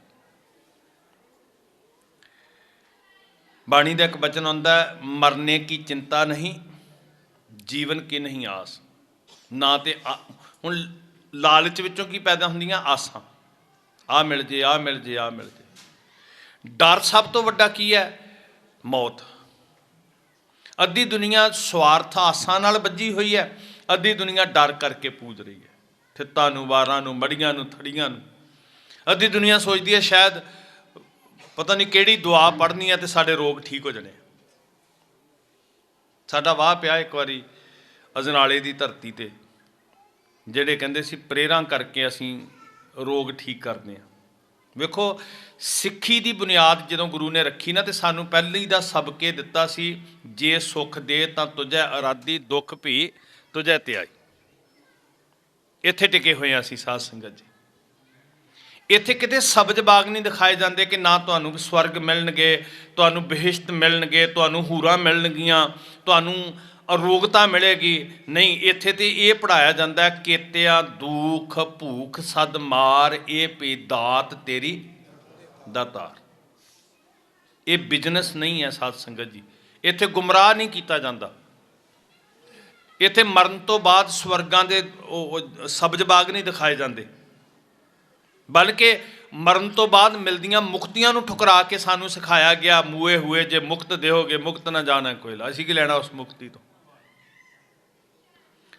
ਔਰ ਜੇ ਧਰਮ ਦੀ ਬੁਨਿਆਦ ਸਿਰਫ ਇਹ ਪਦਾਰਥਾਂ ਦੀ ਭੁੱਖ ਹੈ, ਤੇ ਉਹ ਨਿਰੋਲ ਬਿਜ਼ਨਸ ਹੈ, ਉਹਨੂੰ ਅਸੀਂ ਧਰਮ ਦਾ ਸਿਦਕ ਨਹੀਂ ਕਹਿ ਸਕਦੇ ਸਾਧ ਸੰਗਤ ਜੀ। ਇੱਥੇ ਤੇ ਇਹ ਵੀ ਕਿਹਾ ਕਿ ਜੇ ਸਿਰ ਤੇ ਆਰਾ ਵੀ ਰੱਖਣਾ ਹੋਇਆ ਨਾ, ਹੁਣ ਪਹਿਲੀ ਸਤਰ ਹੀ ਇਹ ਹੈ ਵੀ ਇਸ ਗਲੀ 'ਚ ਪੈਰ ਰੱਖਣ ਵਾਲਿਆ, ਸਿਰ ਧਰ ਤਲੀ ਗਲੀ ਮੇਰੀ ਆਓ। ਜਿਹੜੇ ਧਰਮ ਨੂੰ ਧੰਦਾ ਬਣਾ ਕੇ ਜਗਤ ਦੇ ਸਾਹਮਣੇ ਪੇਸ਼ ਕਰ ਰਹੇ ਨੇ, ਉੱਥੇ ਦ੍ਰਿੜਤਾ ਨਹੀਂ ਹੋ ਸਕਦੀ। ਉਹ ਤੇ ਵਣਜ ਹੈ, ਵਪਾਰ ਹੈ। ਤੇ ਵਪਾਰੀ ਵੀ ਇਹ ਕਹਿੰਦਾ ਵੀ ਜੇ ਇੱਥੋਂ ਨਹੀਂ ਸੌਦਾ ਮਿਲਿਆ ਤੇ ਕਿਸੇ ਹੋਰ ਦੇ ਸਹੀ। ਉਹ ਵੀ ਮਤ ਸੋਚਣ, ਜਿਹੜੇ ਲਾਲਚ ਦੇ ਦੇ ਕੇ ਧਰਮ ਪਰਿਵਰਤਨ ਕਰਵਾ ਰਹੇ ਨਾ ਅੱਜ, ਖਾਸ ਕਰਕੇ ਮਾਝਾ ਤੇ ਦੁਆਬਾ, ਤੁਸੀਂ ਜਾਣਦੇ ਹੋ ਸਾਰਾ ਕੁਝ। ਉਹ ਵੀ ਇਹ ਮਤ ਸਮਝਣ ਵੀ ਅਸੀਂ ਗੁੰਮਰਾਹ ਕਰਕੇ, ਝੂਠ ਬੋਲ ਕੇ, ਫਰੇਬ ਕਰਕੇ ਸ਼ਾਇਦ ਕਿਸੇ ਨੂੰ ਨਾਲ ਜੋੜ ਕੇ ਗਿਣਤੀ ਵਧਾ ਲਈ ਹੈ।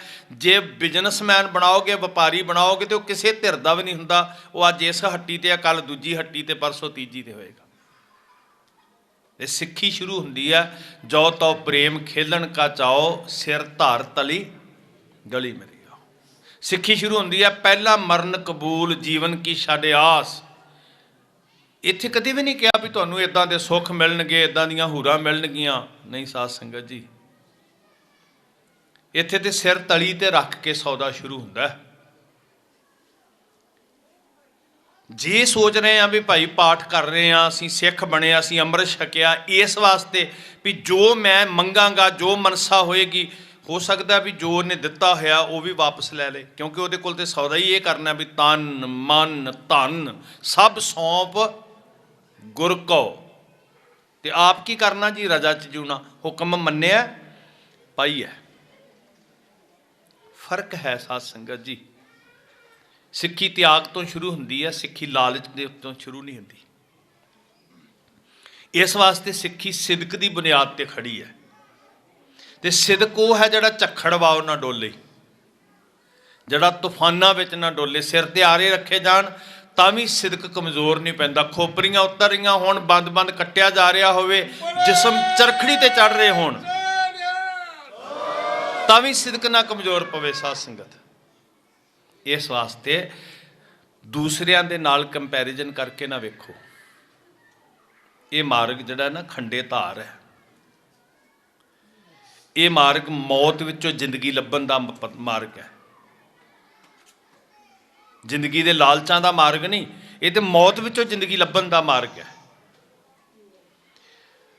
ਛੋਟੀਆਂ ਛੋਟੀਆਂ ਸਾਖੀਆਂ ਸ਼ਾਇਦ ਸਾਡਾ ਨਿਸ਼ਚਾ ਪੱਕਾ ਕਰ ਦੇਣ। ਮੈਂ ਛੋਟੀ ਜਿਹੀ ਬੇਨਤੀ ਕਰਦਾ ਤੁਹਾਡੇ ਚਰਨਾਂ 'ਚ। ਹਜ਼ੂਰ ਕਲਗੀਧਰ ਪਾਤਸ਼ਾਹ ਜੀ ਦੀ ਸ਼ਰਨ ਵਿੱਚ ਆਏ ਲੋਕ, ਤੇ ਮੇਰੇ ਸਾਹਿਬ ਦੇ ਦਾਤਾ ਹੋਣ ਉੱਤੇ ਸ਼ੱਕ ਨਹੀਂ ਹੈ। ਇਹ ਨਹੀਂ ਕਿ ਉਹ ਸਿਰਫ ਦੁੱਖ ਦਿੰਦਾ ਹੈ, ਨਹੀਂ। ਅਸੀਂ ਸੌਦਾ ਇਹ ਕਰਦੇ ਹਾਂ ਵੀ ਹੇ ਸੱਚੇ ਪਾਤਸ਼ਾਹ, ਤੇਰੇ ਦੁੱਖ ਨੂੰ ਵੀ ਅਸੀਂ ਆਨੰਦ ਸਮਝਾਂਗੇ, ਤੇਰੇ ਸੁੱਖ ਨੂੰ ਵੀ ਅਸੀਂ ਦਾਤ ਸਮਝਾਂਗੇ। ਮਤਲਬ ਇਹ ਨਹੀਂ ਹੈ ਕਿ ਉਹ ਸਾਨੂੰ ਪਦਾਰਥ ਨਹੀਂ ਦਿੰਦਾ ਜਾਂ ਬਖਸ਼ਿਸ਼ਾਂ ਨਹੀਂ ਕਰਦਾ। ਜਿੱਤੜੇ ਫਲ ਮਨ ਬੰਚੀਏ, ਤਿੱਤੜੇ ਸਤਿਗੁਰ ਪਾਸ। ਪਰ ਅਸੀਂ ਪਦਾਰਥਾਂ ਕਰਕੇ ਸਿੱਖ ਨਹੀਂ ਆ। ਸਿਦਕ ਦੀ ਬਾਤ ਕਰਦੇ ਆ। ਮਹਾਰਾਜ ਕਹਿੰਦੇ 10 ਵਸਤੂ ਲੈ ਪਾਛੈ ਭਾਵੈ, ਏਕ ਬਸਤ ਕਾਰਨ ਬਿਖੋਟ ਗਵਾਵੈ, ਇੱਕ ਭੀ ਨਾ ਦੇ 10 ਭੀ ਹਿਰਲੇ ਤਉ ਮੂੜਾ ਕੋ ਕਹਾਂ ਕਰੇ। ਇੱਥੇ ਸੌਦੇ ਨਹੀਂ ਹੁੰਦੇ। ਜੇ ਇੱਕ ਵੀ ਨਾ ਮਿਲੀ ਹੁੰਦੀ ਸਾਨੂੰ। ਮੈਂ ਇੱਕ ਦਰਵੇਸ਼ ਦੀ ਜ਼ਿੰਦਗੀ ਪੜ੍ਹੀ, ਕਹਿੰਦੇ ਉਹ ਧਰਮ ਸਥਾਨ ਦੀਆਂ ਪੌੜੀਆਂ ਕਿਸੜ ਕੇ ਚੜ੍ਹ ਰਿਹਾ ਸੀ। ਲੱਤਾਂ ਨਹੀਂ ਹਨ। ਇੱਕ ਮਨੁੱਖ ਤੁਰਿਆ ਆ ਰਿਹਾ, ਪੈਰਾਂ ਵਿੱਚ ਜੁੱਤੀ ਨਹੀਂ, ਸ਼ਿਕਵਿਆਂ ਨਾਲ ਭਰਿਆ ਹੋਇਆ, ਤੇ ਸ਼ਿਕਵੇ ਕਰ ਰਿਹਾ ਕਿ ਮੇਰੇ ਕੋਲੋਂ ਦੀ ਜਿਹੜਾ ਗੁਜ਼ਰਿਆ ਉਹ ਰੱਥ ਤੇ ਚੜ੍ਹ ਕੇ ਗੁਜ਼ਰਿਆ, ਤੇਰੇ ਧਰਮ ਮੰਦਰ ਦੇ ਸਾਹਮਣੇ ਉਹਨੇ ਸਿਰ ਨਹੀਂ ਝੁਕਾਇਆ, ਤੇ ਜਿਹੜਾ ਹੰਕਾਰੀ ਹੈ, ਜਿਹੜਾ ਤੇਰੀ ਇਬਾਦਤ ਨਹੀਂ ਕਰਦਾ, ਜਿਹੜਾ ਤੇਰੀ ਬੰਦਗੀ ਨਹੀਂ ਕਰਦਾ, ਜਿਹਨੇ ਸਿਰ ਤੱਕ ਨਹੀਂ ਝੁਕਾਇਆ, ਉਹ ਰੱਥ ਤੇ ਚੜ੍ਹਿਆ ਤੇ ਮੈਂ ਨੰਗੇ ਪੈਰੀਂ ਪੈਦਲ ਆ ਰਿਹਾ, ਤੇਰਾ ਕਾਹਦਾ ਨਿਆਂ ਹੋਇਆ? ਤੂੰ ਮੈਨੂੰ ਕੀ ਦਿੱਤਾ ਈ? ਤੇ ਜਦੋਂ 2 ਕਦਮ ਅੱਗੇ ਵੱਧ ਕੇ ਘਿਸੜ ਕੇ ਤੁਰੇ ਜਾਂਦੇ, ਪੌੜੀਆਂ ਚੜ੍ਹਦੇ ਨੂੰ ਵੇਖਦਾ ਤੇ ਹੱਥ ਜੋੜ ਕੇ ਕਹਿਣ ਲੱਗਾ, ਮਾਲਕਾ ਸ਼ੁਕਰ ਹੈ ਲੱਤਾਂ ਤੇ ਦਿੱਤੀਆਂ ਨੇ ਨਾ। ਸ਼ੁਕਰ ਵਿੱਚ ਜੂਣ ਦੀ ਜਾਚ ਸਿੱਖੀਏ। ਜਿੱਥੇ ਸ਼ੁਕਰ ਹੈ ਉੱਥੇ ਸਿਦਕ ਹੈ, ਤੇ ਸ਼ੁਕਰ ਸਬਰ ਤੋਂ ਬਿਨਾਂ ਨਹੀਂ ਆਉਂਦਾ। ਤਮਾ ਵਿੱਚ ਅੰਨੇ ਹੋਏ ਬੰਦੇ ਕੋਲ ਕਦੀ ਸ਼ੁਕਰ ਨਹੀਂ ਹੁੰਦਾ, ਭਾਵੇਂ ਉਹ ਰਾਜ ਸਿੰਘਾਸਨ ਤੇ ਬੈਠ ਜੇ, ਉਹਦੀ ਤਮਾ ਮਿਟਦੀ ਨਹੀਂ। ਸਾਧ ਸੰਗਤ, ਉਹਦੀ ਭੁੱਖ ਮਿਟਦੀ ਨਹੀਂ।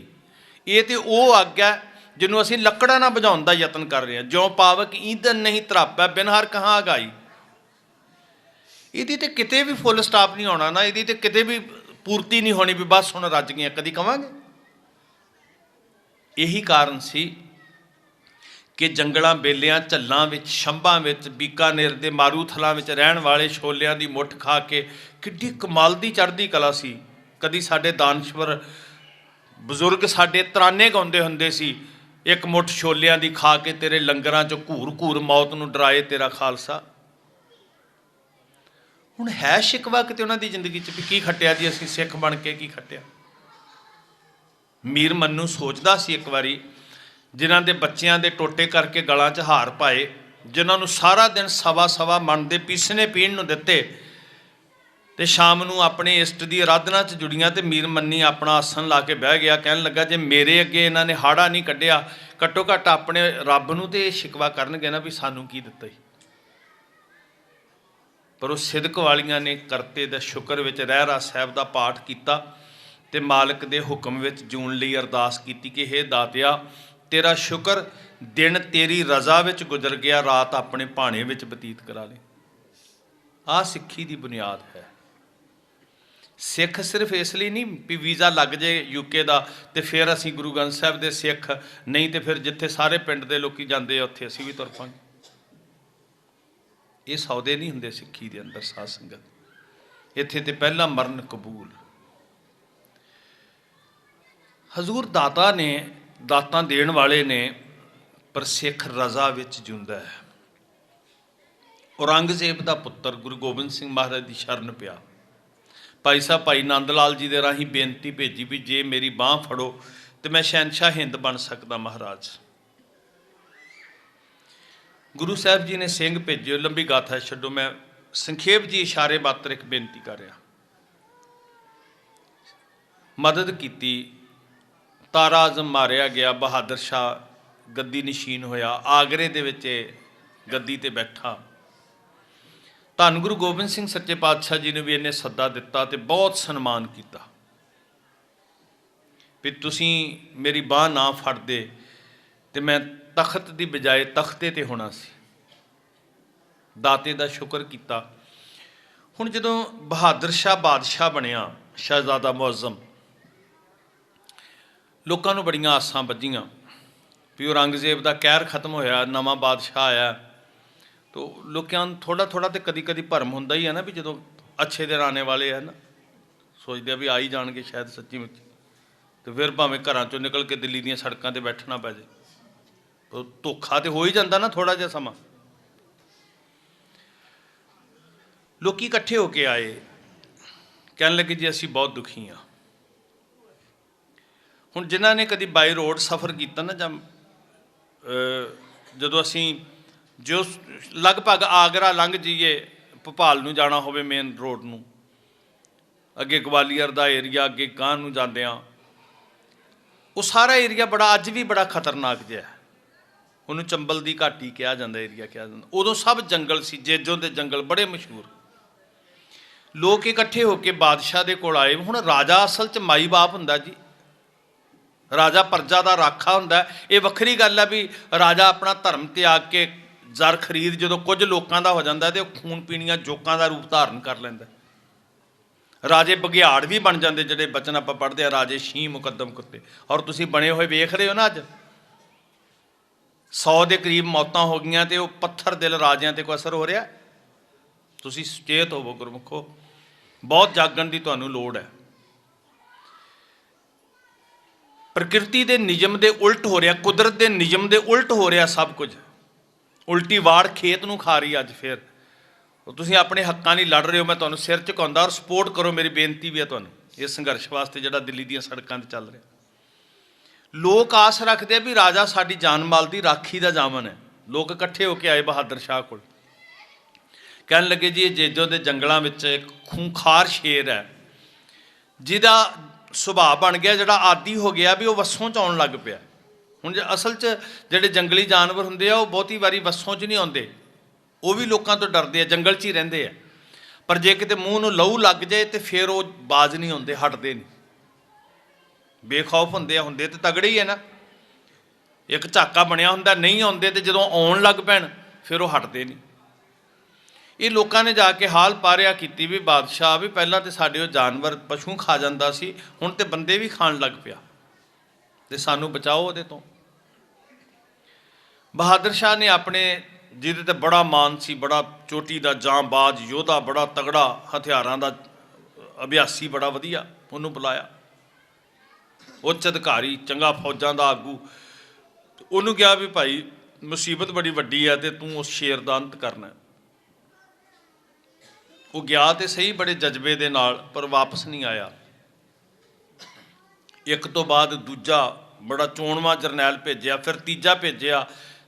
ਤਿੰਨੋਂ ਹੀ ਜਦੋਂ ਚਿੱਤ ਹੋ ਗਏ ਤੇ ਫਿਰ ਚੌਥਾ ਕੋਈ ਮੂੰਹ ਨਾ ਕਰੇ ਉੱਧਰ। ਬੜਾ ਖੂੰਖਾਰ ਸ਼ੇਰ ਹੈ, ਏਡਿਆਂ ਏਡਿਆਂ ਯੋਧਿਆਂ ਦੀ ਪੇਸ਼ ਨਹੀਂ ਗਈ, ਕੋਈ ਮੂੰਹ ਨਾ ਕਰੇ। ਉਧਰ ਬਾਦਸ਼ਾਹ ਦੀ ਹੇਠੀ ਹੋ ਰਹੀ ਹੈ, ਪਰਜਾ 'ਚ ਹਾਹਾਕਾਰ ਮਚ ਰਹੀ ਹੈ। ਤੇ ਇਹਨੇ ਐਲਾਨ ਕਰ ਦਿੱਤਾ ਮਜਬੂਰ ਹੋ ਕੇ ਵੀ ਜ਼ਰੂਰੀ ਨਹੀਂ ਕਿ ਮੇਰੀ ਫੌਜ ਵਿੱਚੋਂ ਹੀ ਕੋਈ ਜਾਏ, ਕੋਈ ਵੀ ਮਨੁੱਖ ਭਾਵੇਂ ਪਰਜਾ ਵਿੱਚੋਂ ਜਿਹੜਾ ਵੀ ਸ਼ੇਰ ਨੂੰ ਮਾਰੇਗਾ ਉਹਨੂੰ ਮੈਂ ਮੂੰਹ ਮੰਗਿਆ ਇਨਾਮ ਦਿਆਂਗਾ। ਹੁਣ ਲਾਲਚ ਦਿੱਤੇ ਵੀ ਇੱਜ਼ਤ ਰਹਿ ਜਾਏ, ਪਰ ਇਨਾਮ ਵਾਸਤੇ ਕੌਣ ਜਾਂਦਾ ਜੀ? ਜੇ ਜ਼ਿੰਦਗੀ ਨਾ ਬਚੀ ਤੇ ਇਨਾਮ ਕੀ ਕਰਾਂਗੇ? ਕਿੰਨੇ ਦਿਨ ਗੁਜ਼ਰ ਗਏ, ਲੋਕਾਂ ਦੇ ਵਿੱਚ ਦਹਿਸ਼ਤ ਵੱਧਦੀ ਗਈ, ਬੰਦੇ ਮਰਦੇ ਗਏ। ਬਾਦਸ਼ਾਹ ਦੀ ਉਹ ਮਹਿਸੂਸ ਕਰਦਾ ਸੀ, ਅੱਜ ਵਾਲੇ ਤੇ ਮਹਿਸੂਸ ਵੀ ਨਹੀਂ ਕਰਦੇ ਵੀ ਬੰਦੇ ਮਰਦੇ ਆ ਤਾਂ ਕੀ। ਉਹਦੀ ਸ਼ਰਮਿੰਦਗੀ ਹੇਠੀ ਹੁੰਦੀ ਗਈ, ਕਿਸੇ ਨੇ ਰੁੱਖ ਨਹੀਂ ਕੀਤਾ, ਪਰਜਾ 'ਚ ਹਾਹਾਕਾਰ ਮਚ ਗਈ। ਤੇ ਗੁਰੂ ਕਲਗੀਧਰ ਪਾਤਸ਼ਾਹ ਹਜ਼ੂਰ ਆਗਰੇ ਵਿੱਚ ਸਨ, ਉਹਨਾਂ ਦਾ ਹਜ਼ੂਰੀ ਸਿੱਖ ਸੀ, ਇਹਨਾਂ ਦਾ ਨਾਂ ਸੀ ਭਾਈ ਰੋਸ਼ਨ ਸਿੰਘ। ਇਹਨਾਂ ਨੇ ਅਰਜ਼ ਕੀਤੀ ਧੰਨ ਗੁਰੂ ਗੋਬਿੰਦ ਸਿੰਘ ਸੱਚੇ ਪਾਤਸ਼ਾਹ ਵੀ ਜੇ ਤੁਸੀਂ ਮੈਨੂੰ ਥਾਪੜਾ ਦਿਓ, ਤੁਹਾਡਾ ਹੱਥ ਮੇਰੇ ਸਿਰ ਤੇ ਹੋਵੇ, ਤੁਸੀਂ ਆਪਣੀ ਰਹਿਮਤ ਨਾਲ ਨਿਵਾਜ ਕੇ ਤੋਰੋ, ਤੇ ਸੱਚੇ ਪਾਤਸ਼ਾਹ ਮਹਾਰਾਜ ਜੀ ਇਹ ਪਰਜਾ ਦੇ ਮਨੁੱਖਤਾ ਦੇ ਭਲੇ ਵਾਸਤੇ ਉਹ ਸ਼ੇਰ ਦਾ ਮੈਂ ਅੰਤ ਕਰਾਂ। ਹੁਣ ਇਹ ਹੈ ਭਰੋਸਾ, ਇਹ ਹੈ ਨਿਸ਼ਚਾ ਸਾਧ ਸੰਗਤ ਕਿ ਜੇ ਗੁਰੂ ਥਾਪੜਾ ਦੇ ਦੇ, ਜੇ ਗੁਰੂ ਸਿਰ ਤੇ ਹੱਥ ਰੱਖ ਦੇ, ਫਿਰ ਹਰ ਮੈਦਾਨ ਫਤਿਹ ਹੈ। ਇਸ ਭਰੋਸੇ ਨੂੰ, ਇਸ ਸਿਦਕ ਨੂੰ ਨਾ ਡੋਲਣ ਦਿਓ ਸਾਧ ਸੰਗਤ। ਔਰ ਇਹ ਸਿਦਕ ਮਿਲਦਾ ਬਾਣੀ ਵਿੱਚੋਂ। ਜਦੋਂ ਅਸੀਂ ਬਾਣੀ ਨਾਲ ਜੁੜਾਂਗੇ ਨਾ ਜੀ, ਫਿਰ ਸਾਡੇ ਅੰਦਰ ਨਿਸ਼ਚਾ ਵੱਜੇਗਾ ਕਿ ਨੀਕੀ ਕੀਰੀ ਮਹਿ ਕਲ ਰਾਖੈ, ਭਸਮ ਕਰੈ ਲਸ਼ਕਰ ਕੋਟ ਲਾਖੈ। ਜਿਸ ਕਾ ਸਾਸ ਨਾ ਕਾਢ ਤੇ ਆਪ, ਤਿਸ ਕੋ ਰਾਖਤ ਦੇਕਰ ਹਾਥ। ਮਹਾਰਾਜ ਨੇ ਬਖਸ਼ਿਸ਼ ਕੀਤੀ। ਭਾਈ ਰੋਸ਼ਨ ਸਿੰਘ ਜੀ ਨੇ ਗਾਤਰੇ ਖੰਜਰ ਪਹਿਨਿਆ ਸੀ, ਕਮਰ ਕੱਸਾ ਕੀਤਾ, ਧੰਨ ਕਲਗੀਧਰ ਪਾਤਸ਼ਾਹ ਜੀ ਦਾ ਓਟ ਆਸਰਾ ਤੱਕਿਆ। ਆਹ ਹੈ ਸਿਦਕ ਦਾ ਲੈਸਨ ਸਾਧ ਸੰਗਤ। ਤੇਰਾ ਜ਼ੋਰ ਤੇਰੀ ਮਨ ਟੇਕ। ਕਾਹਦਾ ਬਲ ਹੈ, ਕਾਹਦੀ ਤਾਕਤ ਹੈ?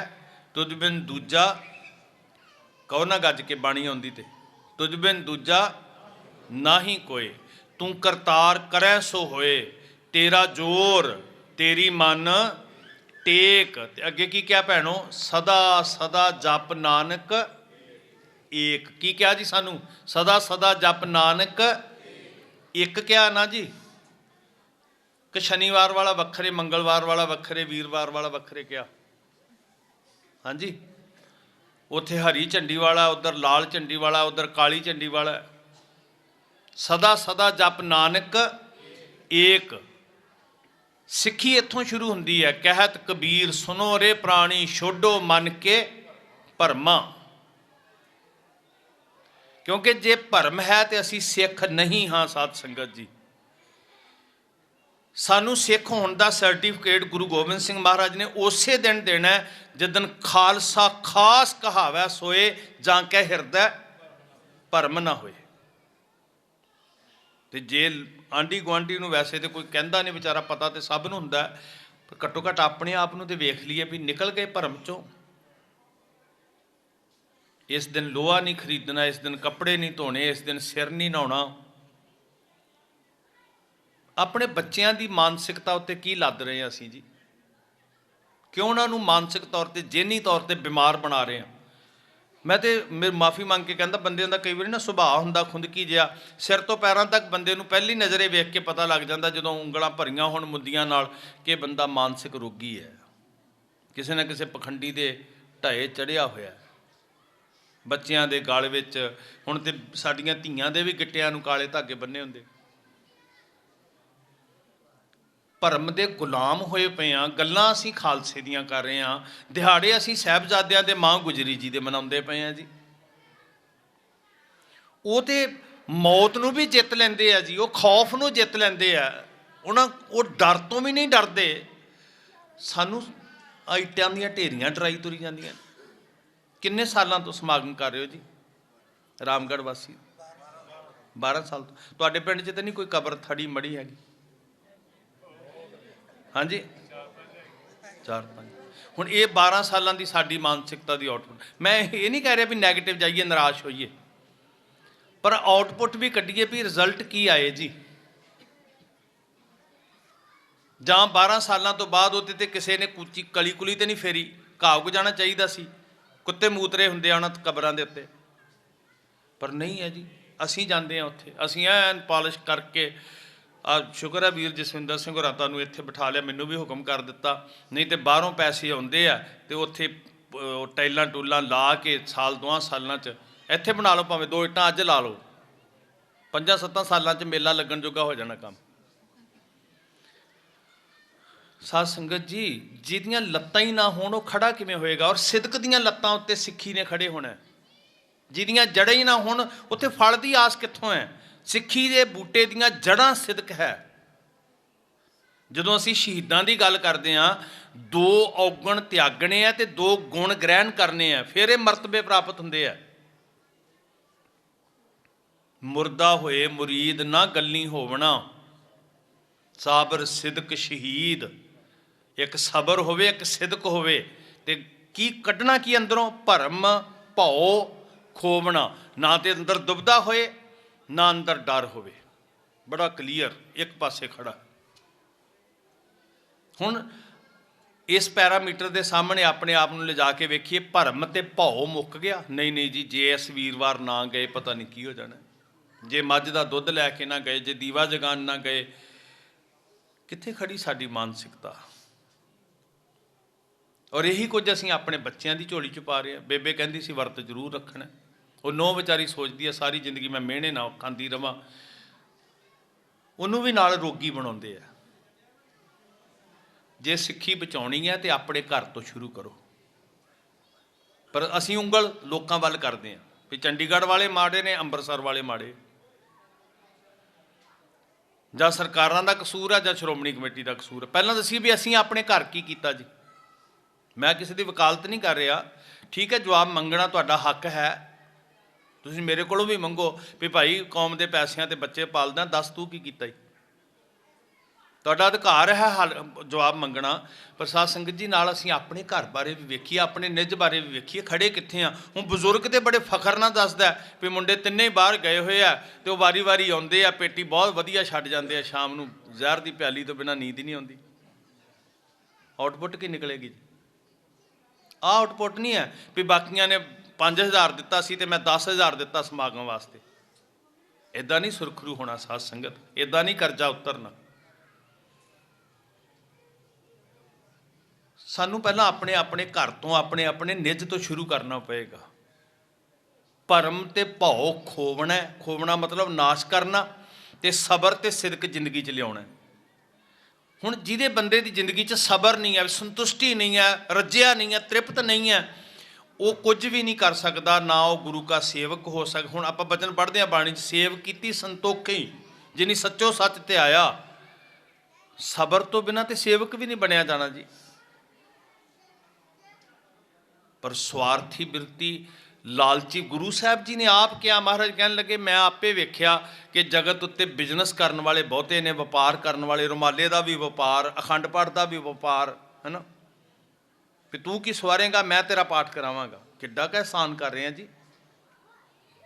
ਇਹਨੂੰ ਗੁਰੂ ਸਾਹਿਬ ਕਹਿੰਦੇ ਨੇ ਕੋਟ ਮਧੇ ਕੋ ਵਿਰਲਾ ਸੇਵਕ। ਕਰੋੜਾਂ ਵਿੱਚੋਂ ਕੋਈ ਵਿਰਲਾ ਵੇਖਿਆ ਜਿਹੜਾ ਸੇਵ ਕਮਾਉਣ ਵਾਲਾ ਹੋਏ, ਬਾਕੀ ਦੇ ਸਾਰੇ ਸੌਦਾ ਹੀ ਕਰਨ ਆਏ ਸੀ। ਰੁਮਾਲਾ ਚਾੜਿਆ ਤਾਂ ਵੀ ਸੌਦਾ, ਪ੍ਰਸ਼ਾਦ ਚਾੜਿਆ ਤਾਂ ਵੀ ਸੌਦਾ, ਹੋਰ ਸਗਲੇ ਵਿਵਹਾਰੀ ਧੰਦਾ ਕਰ ਰਹੇ ਰੱਬ ਦੇ ਨਾਲ। ਸਬਰ ਤੇ ਸਿਦਕ, ਸੋ ਸਤਿਗੁਰ ਪਿਆਰਾ ਮੇਰਾ ਨਾਲ ਹੈ, ਜਿੱਥੈ ਕਿੱਥੈ ਮੈਨੂੰ ਲੈ ਛਡਾਈ। ਆਹ ਹੈ ਭਰੋਸਾ ਸਿੱਖ ਦਾ। ਤੇ ਜਦੋਂ ਸਿੱਖ ਦੇ ਅੰਦਰ ਭਰੋਸਾ ਹੁੰਦਾ ਨਾ ਜੀ, ਵਾਕਈ ਸਿੱਖ ਸੇਵਕ ਬਣ ਜਾਂਦਾ। ਜਦੋਂ ਸਬਰ ਦੇ ਨਾਲ, ਹੁਕਮ ਮੰਨਣ ਵਾਲਾ, ਕਮਾਉਣ ਵਾਲਾ, ਫਿਰ ਪਰਵਾਹ ਕੀਦੀ ਜੀ। ਜਾਂ ਤੂੰ ਮੇਰਾ ਵੱਲ ਹੈ ਤਾਂ ਕਿਆ ਮੋਸ਼ੰਦਾ, ਰੰਗ ਹੱਸੈ ਰੰਗ ਰੋਵੈ, ਚੁੱਪ ਭੀ ਕਰ ਜਾਹੇ, ਪਰਵਾਹ ਨਾਹੀ ਕਿਸੈ ਕੇਰੀ, ਬਾਜ ਸੱਚੈ ਨਾ। ਖਸਮ ਤੋਂ ਬਿਨਾਂ ਕਿਹਦੀ ਪਰਵਾਹ ਜੀ। ਫਿਰ ਗੁਰਸਿੱਖੋ ਸਿਦਕ ਰੱਖ ਕੇ ਵੇਖੋ। ਮੇਰੀ ਹੱਥ ਬੰਨ ਬੇਨਤੀ, ਜਿੱਥੇ ਜਿੱਥੇ ਵੀ ਆਵਾਜ਼ ਪਹੁੰਚ ਰਹੀ ਹੈ, ਮੇਰੀ ਸਾਰਿਆਂ ਨੂੰ ਬੇਨਤੀ ਹੈ, ਵੀਰ ਬੈਠੇ ਸਿੱਖ ਚੈਨਲ ਵਾਲੇ, ਇਹਨਾਂ ਨੇ ਵਿਦੇਸ਼ਾਂ 'ਚ ਪਹੁੰਚਾਉਣੀ ਆ ਆਵਾਜ਼। ਮੈਨੂੰ ਨਾ ਇੱਕ ਬੜਾ, ਮੈਂ ਮਾਫੀ ਮੰਗ ਕੇ ਕਹਿੰਦਾ, ਗੁੱਸਾ ਨਾ ਕਰਿਓ ਬਾਹਰ ਵਾਲਿਓ, ਮੈਨੂੰ ਇਹ ਹੁੰਦਾ ਸੀ ਵੀ ਬਾਹਰ ਵਾਲੇ ਸਾਡੇ ਨਾਲੋਂ ਜ਼ਿਆਦਾ ਪੜ੍ਹੇ ਲਿਖੇ ਆ, ਸਿਆਣੇ ਆ, ਪੱਛਮੀ ਸੱਭਿਅਤਾ ਵਿੱਚ ਆ, ਤੇ ਉਹ ਭਰਮ ਤੋਂ ਬਚੇ ਆ।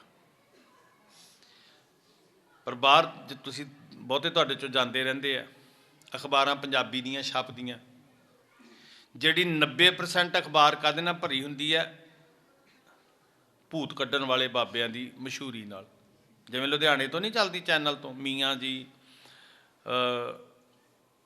ਵੱਸ ਵਿੱਚ ਕਰਾ ਲਓ, ਉਹ ਕਿਸੇ ਨੂੰ ਪਤਾ ਨਹੀਂ ਕੀ ਉਹ ਬੜਾ ਬੇਹੁਦਾ ਗੱਲਾਂ ਹੁੰਦੀਆਂ ਸਾਧ ਸੰਗਤ ਜੀ। ਮੇਰੇ ਮਿੱਤਰ ਨੇ ਲੁਧਿਆਣੇ 'ਚ ਇੱਕ ਪੁਲਿਸ ਆਫਿਸਰ, ਤੇ ਉਹਨਾਂ ਮੈਨੂੰ ਦੱਸਿਆ, ਕਹਿੰਦੇ ਕੇਸ ਆ ਗਿਆ, ਚੋਰੀ ਹੋ ਗਈ। ਉਹ ਜਿਹੜਾ ਸਭ ਤੋਂ ਵੱਧ ਮਸ਼ਹੂਰੀ ਦਿੰਦਾ ਨਾ ਵੀ ਤੁਹਾਡਾ ਭਵਿੱਖ, ਤੁਹਾਡੀ ਤਕਦੀਰ ਬਦਲਣ ਦਾ ਦਾਅਵੇ, ਮੇਰੇ ਤੋਂ ਪਹਿਲਾਂ ਸ਼ਰਤੀਆ ਕੋਈ ਕੰਮ ਕਰਕੇ ਦੱਸੇ, ਇਨਾਮ ਦਿਆਂਗਾ, ਉਹਦੇ ਘਰ ਚੋਰੀ ਹੋ ਗਈ। ਤੇ ਮੈਂ ਕਿਹਾ ਜੋ ਸਾਰੀ ਦੁਨੀਆ ਦੀ ਤਕਦੀਰ ਬਾਰੇ ਜਾਣਦਾ, ਉਹਨੂੰ ਨਹੀਂ ਪਤਾ ਮੇਰੇ ਘਰ ਚੋਰੀ ਹੋਣੀ। ਕਿੱਡਾ ਪਖੰਡ ਰਚਿਆ ਇਹਨਾਂ ਲੋਕਾਂ ਨੇ। ਹੁਣ ਇੱਦਾਂ ਛਾਪਦੀਆਂ ਜੀ ਉੱਥੇ ਅਖਬਾਰਾਂ ਦੇ 90% ਮਸ਼ਹੂਰੀ। ਕੈਨੇਡਾ ਦੀਆਂ ਅਖਬਾਰਾਂ ਚੁੱਕ ਲਓ, ਗੁਰਦੁਆਰਿਆਂ 'ਚੋਂ ਪੰਜਾਬੀ ਦੀਆਂ ਸਾਰੀਆਂ, ਜਾਂ ਬਾਕੀ ਜਿੰਨੇ ਵੀ। ਹੁਣ ਉਹ ਪੰਜਾਬੀ ਦੀ ਅਖਬਾਰ 'ਚ ਜਿਹੜੀ ਐਡ ਲੱਗੀ, ਉਹ ਤਾਂ ਪੰਜਾਬੀਆਂ ਵਾਸਤੇ ਹੈ ਨਾ, ਗੋਰਿਆਂ ਨੇ ਤਾਂ ਪੜ੍ਹਨੀ ਨਹੀਂ। ਉਹ ਵੀ ਕਿਹੜੇ ਬਾਬੇ ਮੀਆਂ ਜੀ ਨੇ ਕੀ ਕਰਨਾ, ਉਹ ਤੇ ਸਾਡੇ ਵਾਲਿਆਂ ਨਹੀਂ ਪੜ੍ਹਨੀ ਹੈ ਨਾ। ਤੇ ਜਿਹਨੇ ਇੰਨਾ ਪੈਸਾ ਲੈ ਕੇ ਐਡ ਦਿੱਤੀ ਹੈ, ਉਹਨੇ ਸਾਡੇ ਹੱਡਾਂ 'ਚੋਂ ਕੱਢਣਾ। ਇਹਦਾ ਮਤਲਬ ਵੀ ਰੋਗ ਅਸੀਂ ਨਾਲ ਹੀ ਲੈ ਕੇ ਗਏ ਹੋਏ ਹਾਂ। ਇੱਥੋਂ ਅਸੀਂ ਤੇ ਔਖੇ ਹੋ ਕੇ ਵੀਜ਼ੇ ਲਵਾਏ, ਤੇ ਉਹ ਭੂਤ ਇੱਦਾਂ ਹੀ ਚਲੇ ਗਏ ਬਿਨਾਂ ਵੀਜ਼ਿਆਂ ਤੋਂ ਹੀ। ਵੇਖੋ, ਉਹ ਉੱਥੇ ਵੀ ਨਹੀਂ ਖਹਿੜਾ ਛੱਡ ਰਹੇ ਸਾਡਾ। ਅੱਧੇ ਬਾਬੇ ਮੈਂ ਵੀ ਵੇਖੇ ਤੇ ਫੋਨ ਤੇ ਇਲਾਜ ਕਰੀ ਜਾ ਰਿਹਾ, ਫੋਨ ਤੇ ਭੂਤ ਕੱਢੀ ਜਾ ਰਹੇ ਨੇ। ਰੱਬ ਦਾ ਵਾਸਤਾ, ਗੁਰੂ ਤੇ ਭਰੋਸਾ ਰੱਖੀਏ ਗੁਰਮੁਖੋ। ਜਿਸ ਦਾ ਸਾਹਿਬ ਡਾਢਾ ਹੋਏ ਤਿਸਨੋਂ, ਮੇਰਾ ਜੀ ਕਰਦਾ ਇੱਕ ਵਾਰੀ ਸਾਰੇ ਪੜ੍ਹਿਓ। ਤੇਰੇ ਸੇਵਕ ਕੋ ਭਉ ਕਿਛ ਨਾਹੀ, ਤੇਰੇ ਸੇਵਕ ਕੋ ਭਉ ਕਿਛ ਨਾਹੀ।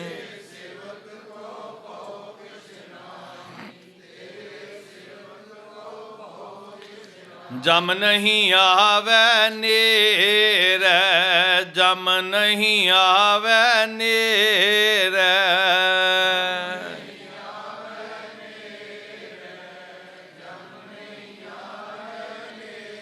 ਸਿੱਖ ਨੂੰ ਇੰਨਾ ਭਰੋਸਾ ਵੀ ਮੇਰੇ ਲਾਗੇ ਤੇ ਕਾਲ ਨਹੀਂ ਆ ਸਕਦਾ, ਜਮ ਨਹੀਂ ਆ ਸਕਦੇ ਮੇਰੇ ਨੇੜੇ। ਆਪਣੇ ਘਰਾਂ ਦੇ ਅੰਦਰ ਬਾਣੀ ਪੜ੍ਹੋ, ਬੱਚਿਆਂ ਨੂੰ ਨਾਲ ਲੈ ਕੇ ਨਾਮ ਨਾਲ ਜੋੜੋ ਉਹਨਾਂ ਨੂੰ। ਕਿਤੇ 10 ਮਿੰਟ ਰੋਟੀ ਖਾਣ ਤੋਂ ਪਹਿਲਾਂ ਉਹਨਾਂ ਨੂੰ ਸਿਖਾਓ ਵੀ ਦੇਣ ਵਾਲੇ ਦਾ ਸ਼ੁਕਰ ਕਰੀਏ। ਤੇ ਜਹ ਸਾਧੂ ਗੋਬਿੰਦ ਭਜਨ ਕੀਰਤਨ ਨਾਨਕ ਨੀਤ। ਉੱਥੇ ਤੇ ਜਮਾਂ ਨੂੰ ਹਦਾਇਤ ਕੀਤੀ ਹੋਈ ਆ ਵੀ ਨਾ ਹਉ ਨਾ ਤੂੰ ਨਹਿ ਛੁੱਟੈ, ਨਿਕਟ ਨਾ ਜਾਈਏ ਦੂਤ। ਹੁਣ ਜਿੱਥੇ ਸਾਧ ਸੰਗਤ ਜੀ ਬਾਬਾ ਜੀ ਨੇ ਬਾਣੀ 'ਚ ਕਿਹਾ, ਕਹਿੰਦੇ ਵੀ ਬਾਹਰੋਂ ਥੋੜ੍ਹੀ ਭੂਤ ਨੇ ਆਉਣੇ ਆ, ਘਰੇ ਹੀ ਭੂਤ ਨੇ ਜੰਮ ਪਏ। ਸਿੱਖੀ ਹੈ ਨਹੀਂ ਘਰ 'ਚ, ਬਾਣੀ ਦਾ ਪ੍ਰਵਾਹ ਨਹੀਂ। ਸਾਡੇ ਬੱਚਿਆਂ ਦੇ ਵੇਸ਼ ਭੂਸਾ ਵੇਖ ਕੇ ਪਤਾ ਨਹੀਂ ਲੱਗਦਾ ਬੰਦੇ ਜੰਮੇ ਕਿ ਭੂਤ ਨੇ ਜੰਮੇ। ਸਾਹਿਬ ਨੇ ਕਿਹਾ ਬਾਣੀ 'ਚ, ਪੁੱਤ ਜਨੂਰਾ ਧੀ ਜਨੂਰੀ, ਜੋਰੂ ਜਿੰਨਾਂ ਦਾ, ਇਹਨਾਂ ਭੂਤਨਿਆਂ ਦਾ ਆਗੂ ਕੌਣ ਸੀ? ਜਿਹੜੀ ਬੀਬੀ ਨੇ ਆਪ ਕਿਹਾ ਮੈਂ ਪਹਿਲਾਂ ਬਿਊਟੀ ਪਾਰਲਰ ਜਾਣਾ ਫਿਰ ਧੀ ਵੀ ਜਾਏਗੀ। ਜੋਰੂ ਜਿੰਨਾਂ ਦਾ ਸਿਕਦਾਰ। ਸਾਨੂੰ ਗੁਰੂ ਦਾ ਦਿੱਤਾ ਨਹੀਂ ਰੂਪ 'ਚ, ਉਹਨੇ ਗਲਤ ਬਣਾਇਆ ਰੱਬ ਨੇ ਸਾਨੂੰ ਜਿਹੜਾ ਬਣਾਇਆ। ਅਸੀਂ ਉਹਦੀਆਂ ਗਲਤੀਆਂ ਕੱਢਣ ਵਾਸਤੇ ਚੱਲੇ। ਅਸੀਂ ਮਾਂ ਗੁਜਰੀ ਜੀ ਦੇ ਵਾਰਸ ਹਾਂ। ਹਾਂਜੀ, ਸਿਦਕ ਦੀ ਮੂਰਤ। ਸਿੱਖ ਦੇ ਅੰਦਰ ਭਰੋਸਾ ਹੈ। ਗੁਰੂ ਗੋਬਿੰਦ ਸਿੰਘ ਜੀ ਦਾ ਪਿਆਰਾ ਸਿੰਘ ਭਾਈ ਰੋਸ਼ਨ ਸਿੰਘ ਜੰਗਲ ਵੱਲ ਤੁਰਿਆ, ਸਾਹਿਬ ਦਾ ਧਿਆਨ ਧਰ ਕੇ ਅਰਦਾਸ ਕੀਤੀ। ਸਿਦਕ ਤੇ ਸਿੱਖੀ ਖੜੀ ਹੈ ਬਸ। ਹੁਣ ਜੰਗਲ 'ਚ ਗਿਆ, ਅੱਗੇ ਖੂੰਖਾਰ ਸ਼ੇਰ, ਉਹਦਾ ਆਦੀ ਸੀ ਉਹ ਜੀ, ਬਹੁਤ ਬਲਕਾਰੀ ਸੀ। ਉਹਨੇ ਦਹਾੜ ਮਾਰੀ, ਗੂੰਜਿਆ ਜੀ ਸਾਰਾ ਜੰਗਲ, ਜਾਨਵਰ ਪੰਛੀ ਪਰਿੰਦੇ ਸਹਿਮ ਗਏ। ਤੇ ਉਹ ਗਾਰ 'ਚੋਂ ਨਿਕਲਿਆ ਤੇ ਜਿੱਦਾਂ ਉਹਦਾ ਨਿੱਤ ਦਾ ਸੁਭਾਅ ਸੀ, ਵਾਰ ਕਰਦਾ ਸੀ, ਬੜੇ ਬਲ ਵਾਲਾ। ਉਹਨੇ ਪਿਛਲਿਆਂ ਪੱਬਾਂ 'ਤੇ ਭਾਰ ਪਾ ਕੇ ਅਗਲੇ ਪੰਜਿਆਂ ਦੇ ਨੁਕੀਲੇ ਨੌ ਛੁਰਿਆਂ ਵਰਗੇ ਝੋਟੇ ਦਾ ਜਿਸਮ ਪਾੜ ਦੇਣ ਜਿਹੜੇ। ਉਹਨੇ ਵਾਰ ਕੀਤਾ ਜੀ ਭਾਈ ਰੋਸ਼ਨ ਸਿੰਘ ਉੱਤੇ ਭਰਵਾਂ, ਤੇ ਅੱਗੇ ਸਤਿਗੁਰ ਦੀ ਟੇਕ ਤੇ ਜੂਨ ਵਾਲਾ ਸਿੱਖ, ਗੁਰੂ ਦੇ ਭਰੋਸੇ 'ਚ ਜੂਨ ਵਾਲਾ ਸਿੱਖ। ਉਹਨੇ ਖੱਬੇ ਹੱਥ ਦੀ ਢਾਲ ਨਾਲ ਸ਼ੇਰ ਦੇ ਦੋਨੋਂ ਪੰਜਿਆਂ ਨੂੰ ਢਾਲ 'ਤੇ ਰੋਕਿਆ ਤੇ ਸੱਜੇ ਹੱਥ ਦੇ ਖੰਜਰ ਦਾ ਵਾਰ ਐਸਾ ਕੀਤਾ ਭਰਵਾਂ, ਆ ਜਿਹੜਾ ਉਧਰ ਦਾ ਪਾਸਾ, ਪੇਟ ਦਾ ਪੋਲਾ ਨਰਮ ਪਾਸਾ ਹੁੰਦਾ, ਚੀਰ ਕੇ ਰੱਖ ਦਿੱਤਾ ਤੇ ਸਾਰਾ ਉਧਰ ਫਟ ਗਿਆ। ਮੁੱਦਾ ਕਰਕੇ ਸ਼ੇਰ ਮਾਰ ਕੇ ਸੁੱਟ ਦਿੱਤਾ। ਕਮਰ ਕੱਸਾ ਖੋਲਿਆ ਤੇ ਧੂ ਕੇ ਨਾ ਖਿੱਚ ਕੇ ਜੰਗਲੋਂ ਬਾਹਰ ਲੈ ਆਂਦਾ ਤੇ ਮੇਲਾ ਲੱਗ ਗਿਆ। ਖੁਸ਼ੀ 'ਚ ਖੀਵੇ ਹੋ ਗਏ ਸਾਰੇ ਵੀ ਬਚਾਤੀ ਜਾਨ ਪਈ। ਆਫਤ ਤੇ ਸਾਰਿਆਂ ਵਾਸਤੇ ਸੀ, ਆਫਤ ਸਾਰਿਆਂ ਵਾਸਤੇ ਬਣੀ ਹੋਈ ਸੀ, ਪਰ ਸਾਰੇ ਇਹ ਸੋਚਦੇ ਆ ਵੀ ਬਚਾਏਗਾ ਗੁਰੂ ਦਾ ਸਿੱਖ ਹੀ।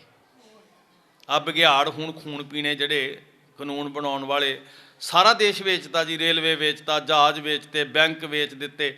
ਆਫਤ ਸਾਰਿਆਂ ਦੇ ਸੀ, ਪਰ ਬਘਿਆੜਾਂ ਦੇ ਮੁਕਾਬਲੇ ਉੱਤੇ ਥਾਪੜਾ ਗੁਰੂ ਗੋਬਿੰਦ ਸਿੰਘ ਦੇ ਸਿੱਖਾਂ ਨੂੰ ਮਿਲਿਆ ਡਟਣ ਦਾ। ਮੇਲਾ ਲੱਗ ਗਿਆ ਜੀ, ਖੁਸ਼ੀ ਬੜੀ। ਜਿੱਦਾਂ ਅੱਜ ਲੋਕੀ ਕਹਿ ਰਹੇ ਨੇ ਨਾ ਵੀ ਬਚਾ ਲਿਆ ਜੀ, ਸਿੱਖ ਆ ਗਏ, ਇਹਨਾਂ ਨੇ ਬਚਾ ਲਿਆ। ਇੱਦਾਂ ਜੀ ਭਾਈ ਰੋਸ਼ਨ ਸਿੰਘ ਜੀ ਨੂੰ ਚੁੱਕ ਲਿਆ ਉਹਨਾਂ ਨੇ ਮੋਢਿਆਂ 'ਤੇ, ਬਹੁਤ ਖੁਸ਼ੀ ਮਨਾਈ, ਕਮਾਲ ਹੋ ਗਈ। ਸਿਰ ਤੋਂ ਜਿਵੇਂ ਮੌਤ ਟਲ ਗਈ ਜੀ, ਇੱਦਾਂ ਇੰਨੇ ਚਾਚ ਜੀ। ਕੁਦਰਤੀ ਹੈ ਜੀ, ਜਿਹੜੇ ਸਹਿਮੇ ਹੋਏ, ਜਿਨ੍ਹਾਂ ਦੇ ਜੀ ਖਾਂਦਾ ਸੀ ਰੋਜ਼, ਉਹ ਘਰੋਂ ਨਹੀਂ ਸੀ ਨਿਕਲਦੇ।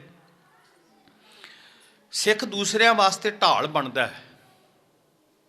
ਉਹ ਇਹ ਇੰਨਾ ਚਾਅ ਜਸ਼ਨ ਵੀ ਬਾਦਸ਼ਾਹ ਨੇ ਦਰਬਾਰ ਲਾਇਆ, ਬਹਾਦਰ ਸ਼ਾਹ ਸ਼ਹਿਨਸ਼ਾਹ ਹਿੰਦ, ਤੇ ਉਹਨੇ ਬੜੇ ਸਨਮਾਨ ਦੇ ਨਾਲ ਭਾਈ ਸਾਹਿਬ ਜੀ ਨੂੰ, ਕਿਉਂਕਿ ਬਾਦਸ਼ਾਹ ਦੀ ਵੀ ਇੱਜ਼ਤ ਦਾ ਸਵਾਲ ਸੀ ਜੀ, ਭਾਈ ਰੋਸ਼ਨ ਸਿੰਘ ਜੀ ਹੋਰਾਂ ਨੂੰ ਲਿਆਂਦਾ, ਬੁਲਾਇਆ ਤੇ ਮਾਨ ਸਨਮਾਨ, ਇੱਜ਼ਤ, ਸਤਿਕਾਰ, ਆਦਰ ਸਭ ਕੁਝ ਦਿੱਤਾ। ਤੇ ਹੁਣ ਬਾਦਸ਼ਾਹ ਆਪਣੇ ਕੌਲ ਦੇ ਉੱਤੇ, ਆਪਣੀ ਜ਼ੁਬਾਨ ਦੇ ਉੱਤੇ ਵੀ, ਆਖਰ ਉਹ ਵੀ ਦੁਨੀਆ ਦੇ ਸਾਹਮਣੇ ਬਾਦਸ਼ਾਹ ਸੀ, ਵੀ ਮੈਂ ਕੌਲ ਕੀਤਾ ਸੀ ਵੀ ਜੋ ਮੂੰਹੋਂ ਮੰਗੋਗੇ ਉਹ ਇਨਾਮ ਦਿਆਂਗਾ। ਮੈਂ ਮੂੰਹ ਮੰਗਿਆ ਇਨਾਮ ਦਿਆਂਗਾ। ਤੇ ਮੰਗੋ ਕੀ ਮੰਗਦੇ ਹੋ? ਸਾਰੀ ਸਭਾ, ਕਈ ਪਿੰਡਾਂ ਦੇ ਲੋਕ, ਵੱਡਾ ਭਰਵਾਂ ਇਕੱਠ, ਸਨਾਟਾ ਛਾ ਗਿਆ। ਤੇ ਬਾਦਸ਼ਾਹ ਬਹਾਦਰ ਸ਼ਾਹ ਕਹਿਣ ਲੱਗਾ ਵੀ ਮੰਗੋ। ਭਾਈ ਰੋਸ਼ਨ ਸਿੰਘ ਜੀ ਸ਼ਾਂਤ, ਮਗਨ, ਗੁਰੂ ਦੇ ਚਰਨਾਂ 'ਚ ਧਿਆਨ ਲੀਨ, ਸੁਰਤ ਜੁੜੀ, ਗੁਰੂ ਦੇ ਸ਼ੁਕਰ 'ਚ ਜਿਉਣ ਵਾਲਾ। ਫਿਰ ਬਾਦਸ਼ਾਹ ਨੇ ਕਿਹਾ ਵੀ ਮੈਂ ਕੌਲ ਕੀਤਾ ਸੀ, ਮੂੰਹ ਮੰਗਿਆ ਇਨਾਮ, ਦੱਸੋ ਕੀ ਚਾਹੀਦਾ? ਖਜ਼ਾਨੇ ਦੇ ਦਰਵਾਜ਼ੇ ਖੋਲ੍ਹਦੇ ਆ, ਜਿੰਨੀਆਂ ਅਸ਼ਰਫੀਆਂ ਚੁੱਕ ਸਕਦੇ ਹੋ, ਜਿੰਨਾ ਵਜ਼ਨ ਚੁੱਕ ਸਕਦੇ ਹੋ, ਚੁੱਕ ਕੇ ਲੈ ਜਾਓ, ਕੁਛ ਮੰਗੋ। ਉਹ ਸ਼ਾਂਤ। ਫਿਰ ਕਿਹਾ ਦੱਸ, ਜਗੀਰ, ਜ਼ਮੀਨ, ਜਾਇਦਾਦ, ਰਿਆਸਤ ਦੇ ਦਿਆਂ, ਕੋਈ ਅਹੁਦਾ ਦੇ ਦਿਆਂ, ਮੰਤਰੀ ਬਣਾ ਦਿਆਂ, ਸਿਪਾ ਸਲਾਰ ਬਣਾ ਦਿਆਂ। ਬਾਰ ਬਾਰ ਕਿਹਾ ਜਾ ਰਿਹਾ, ਪਰ ਸਿੱਖ ਸ਼ਾਂਤ, ਜਿਵੇਂ ਉਹਨੇ ਸੁਣਿਆ ਹੀ ਨਾ ਹੋਵੇ। ਲੋਕਾਂ ਨੇ ਕਿਹਾ, ਆਵਾਮ ਨੇ ਕਿਹਾ, ਕੁਛ ਤੇ ਮੰਗ ਨਾ, ਤੇਰੀ ਇੱਕ ਜ਼ੁਬਾਨ ਹਿੱਲਣੀ ਹੈ ਤੇ ਤੇਰੀਆਂ ਪੀੜ੍ਹੀਆਂ ਦੀਆਂ ਰੋਟੀਆਂ ਦਾ ਪ੍ਰਬੰਧ ਹੋ ਜਾਣਾ।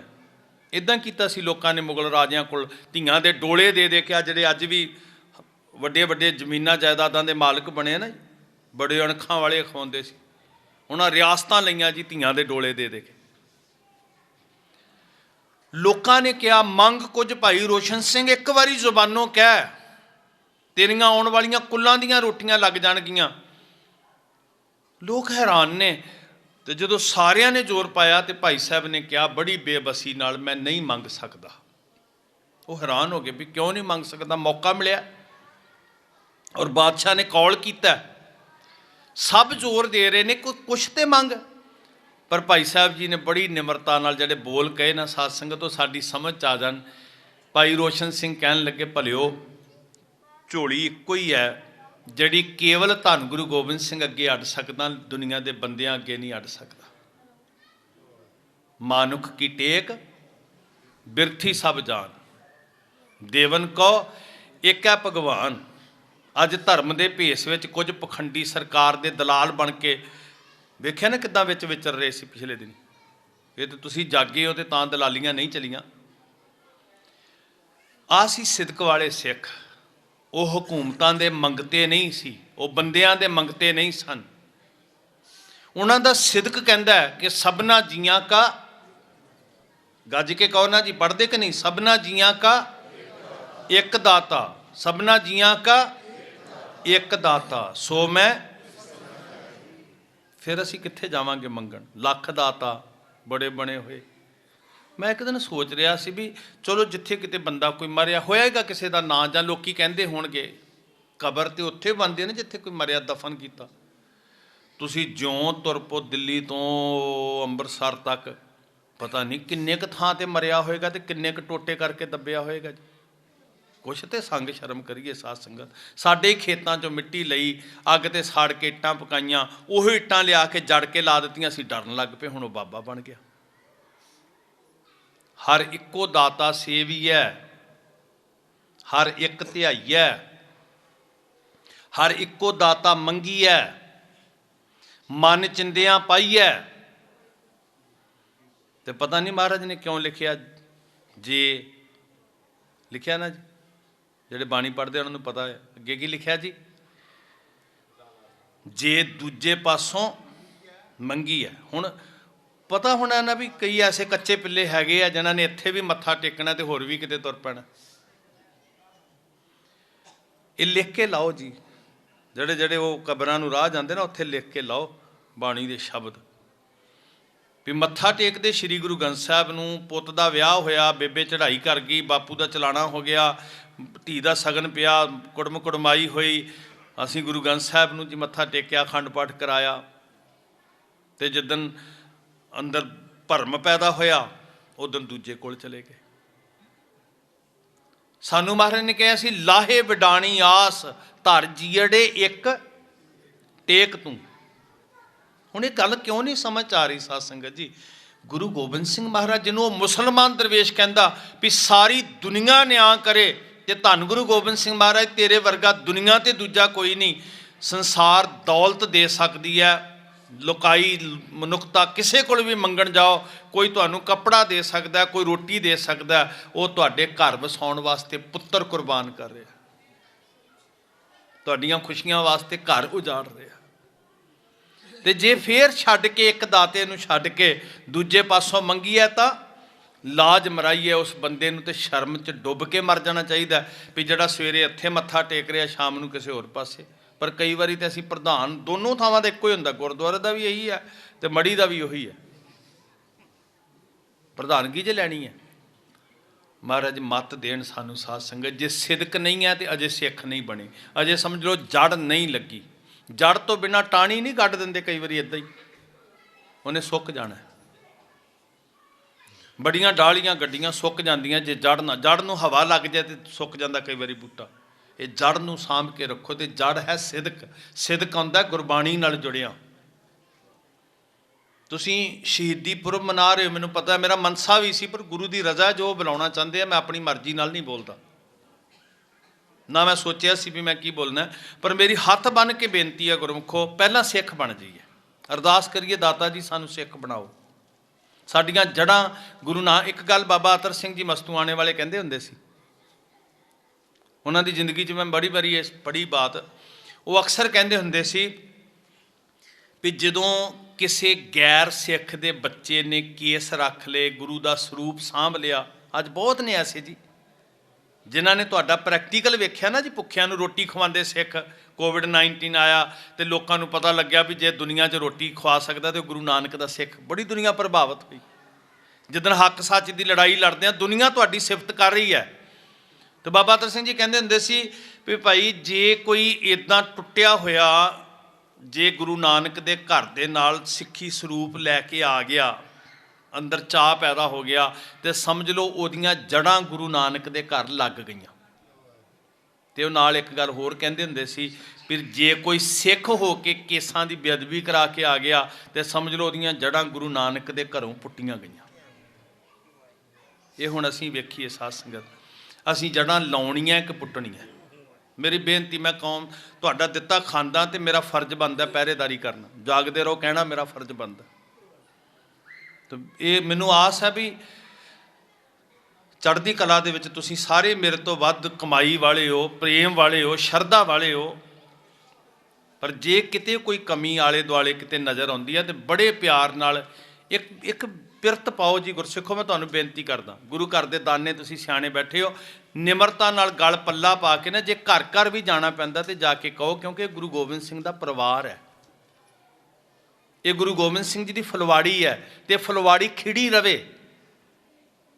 ਜੇ ਵਾਕਈ ਸੇਵਾਦਾਰ ਹਾਂ ਗੁਰੂ ਘਰ ਦੇ, ਗੱਲ ਸਿਰਫ ਇਹ ਨਹੀਂ ਵੀ ਇੱਟਾਂ ਪੱਥਰ ਕਿੰਨੇ ਲਾਏ ਆ। ਜੇ ਕਿਸੇ ਦੀਆਂ ਸੁਣਨੀਆਂ ਵੀ ਪੈਂਦੀਆਂ ਤੇ ਸੁਣ ਲਈਏ, ਉਹਦੇ 'ਚ ਵੀ ਖੁਸ਼ੀ ਮਿਲੇਗੀ ਗੁਰੂ ਦੀ। ਗਲ ਪੱਲਾ ਪਾ ਕੇ ਕੱਲੇ ਕੱਲੇ ਬੱਚੇ ਨੂੰ ਸਾਂਭਣ ਦਾ ਯਤਨ ਕਰੀਏ। ਇਹ ਵੀ ਤਵੱਜੋ ਦਿਓ ਵੀ ਬੱਚਾ ਕਿਉਂ ਨਹੀਂ ਆ ਰਿਹਾ ਗੁਰੂ ਘਰ ਜੀ। ਤੇ ਚਲੋ 5-7 ਮੈਂਬਰ ਗੁਰਦੁਆਰਾ ਕਮੇਟੀ ਦੇ ਇਕੱਠੇ ਹੋ ਕੇ ਵੀ ਭਾਈ ਜੀ ਤੁਹਾਡਾ ਬੱਚਾ 5 ਦਿਨ ਹੋ ਗਏ ਗੁਰਦੁਆਰੇ ਨਹੀਂ ਆਇਆ, ਕਿਉਂ ਨਹੀਂ ਆਇਆ? ਕਦੀ ਫਿਕਰ ਕੀਤਾ ਜੀ? ਇਹ ਤਾਂ ਮਾਫੀ ਮੰਗ ਕੇ ਕਹਿੰਦਾ, ਗੁੱਸਾ ਨਾ ਕਰਿਓ। ਇੱਦਾਂ ਫਿਕਰ ਕਰੀਏ ਜਿਵੇਂ ਆਪਣੇ ਪਰਿਵਾਰ ਦਾ ਫਿਕਰ ਕਰਦੇ ਆ ਨਾ। ਇਹ ਸਾਰੀ ਸਿੱਖੀ ਗੁਰੂ ਗੋਬਿੰਦ ਸਿੰਘ ਦਾ ਪਰਿਵਾਰ ਹੈ। ਤੇ ਕਿਉਂ ਨਹੀਂ ਆ ਰਿਹਾ ਪਤਾ? ਫਿਕਰਮੰਦ ਹੋਈਏ, ਕਿਤੇ ਢਿੱਲਾ ਮੱਠਾ ਤੇ ਨਹੀਂ ਜੀ ਬੱਚਾ ਆ ਨਹੀਂ ਰਿਹਾ ਗੁਰੂ ਘਰ, ਕਿੱਦਾਂ ਟੁੱਟ ਜਾਏਗਾ ਨਾ ਭਲਾ ਸਿੱਖ। ਪਰ ਅਸੀਂ ਕਹਿੰਦੇ ਜੀ ਸਾਨੂੰ ਕੀ ਲੱਗੇ। ਇੱਦਾਂ ਨਹੀਂ ਸਰਨਾ ਸਾਧ ਸੰਗਤ। ਜੇ ਇੱਦਾਂ ਹੀ ਹੁੰਦਾ ਨਾ ਸਾਨੂੰ ਕੀ ਲੱਗੇ, ਤੇ ਫਿਰ ਪੁੱਤ ਕਾਹਨੂੰ ਕੁਰਬਾਨ ਕਰਾਣੇ ਸੀ। ਸੋ ਮਹਾਰਾਜ ਕੁਝ ਗੱਲਾਂ ਸਖਤ ਵੀ ਹੋਣਗੀਆਂ, ਮੈਂ ਮਾਫੀ ਮੰਗਦਾ। ਸਾਹਿਬ ਸਾਨੂੰ ਬਲ ਦੇਣ, ਚਾਹ ਬਖਸ਼ਿਸ਼ ਕਰਨ। ਅੰਦਰ ਜਿੰਨੀ ਦੇਰ ਚਾਹ ਨਹੀਂ ਨਾ ਪੈਦਾ ਹੁੰਦਾ, ਉਨੀ ਦੇਰ ਕੱਖ ਨਹੀਂ ਹੋਣਾ ਸਾਡੇ ਕੋਲ। ਜਿੰਨੇ ਮਰਜ਼ੀ ਵਿਦਵਤਾ ਆ ਜੇ, ਜਿੰਨੇ ਮਰਜ਼ੀ ਗ੍ਰੰਥ ਯਾਦ ਕਰ ਲਈਏ, ਪੜ੍ਹ ਲਈਏ, ਉਹ ਸਪਿਰਿਟ ਤੋਂ ਬਿਨਾਂ ਨਹੀਂ ਗੱਲ ਬਣਨੀ। ਜੇ ਅੰਦਰ ਨਹੀਂ ਪੈਦਾ ਹੁੰਦੀ ਤੇ ਅਸੀਂ ਕੱਖ ਵੀ ਨਹੀਂ ਕੀਤਾ ਸਮਝ ਲਓ। ਸੋ ਤੁਹਾਡਾ ਧੰਨਵਾਦ ਜੀ, ਤੁਸੀਂ ਮਾਣ ਪਿਆਰ ਦਿੱਤਾ। ਵਾਹਿਗੁਰੂ ਤੁਹਾਨੂੰ ਚੜ੍ਹਦੀ ਕਲਾ ਬਖਸ਼ੇ, ਸਿੱਖੀ ਬਖਸ਼ੇ। ਇਹ ਵੀਰ ਛੋਟਾ ਸਾਡਾ ਭਾਈ ਭੁਪਿੰਦਰ ਸਿੰਘ ਸਫਰੇ ਸ਼ਹਾਦਤ ਕਾਫਲੇ ਦੇ ਵਿੱਚ ਬੜੀ ਇਹਦੀ ਸੇਵਾ ਹੁੰਦੀ। ਸਾਡੇ ਮਾਤਾ ਜੀ ਵੀ ਆਏ ਮਹਿਮਦਪੁਰ ਤੋਂ। ਸਾਰੇ ਤੁਸੀਂ ਸਾਰੇ ਗੁਰੂ ਦੇ ਪ੍ਰੇਮ 'ਚ ਰੱਤੇ ਹੋਏ ਹੋ। ਮੈਨੂੰ ਅਸੀਸ ਦਿਓ ਕਿ ਜੋ ਕਹਿ ਰਿਹਾ ਹਾਂ ਮੈਂ ਕਮਾ ਵੀ ਸਕਾਂ ਤੇ ਸਾਰੇ ਪੰਥ ਦੀ, ਸਤਿਗੁਰੂ ਸਾਰੀ ਮਨੁੱਖਤਾ ਦੀ ਚੜ੍ਹਦੀ ਕਲਾ ਬਖਸ਼ਣ।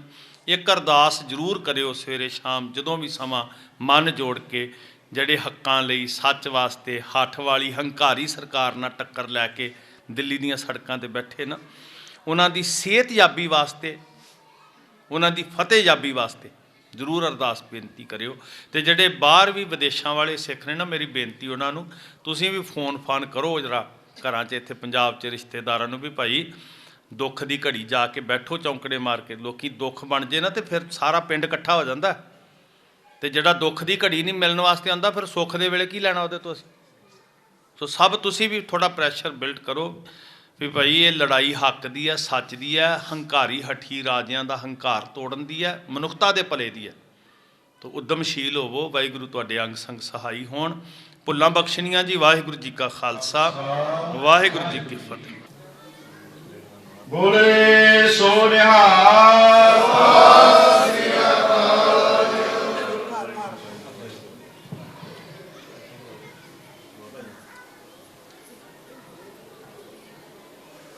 ਕੱਲ੍ਹ ਦੇ ਸਮਾਗਮ ਇਸੇ ਤਰ੍ਹਾਂ ਸ਼ਾਮ ਨੂੰ 5:30 ਵਜੇ ਰਹਿਰਾਸ ਸਾਹਿਬ ਜੀ ਦੇ ਪਾਠ ਦੇ ਨਾਲ ਆਰੰਭ ਹੋਣਗੇ।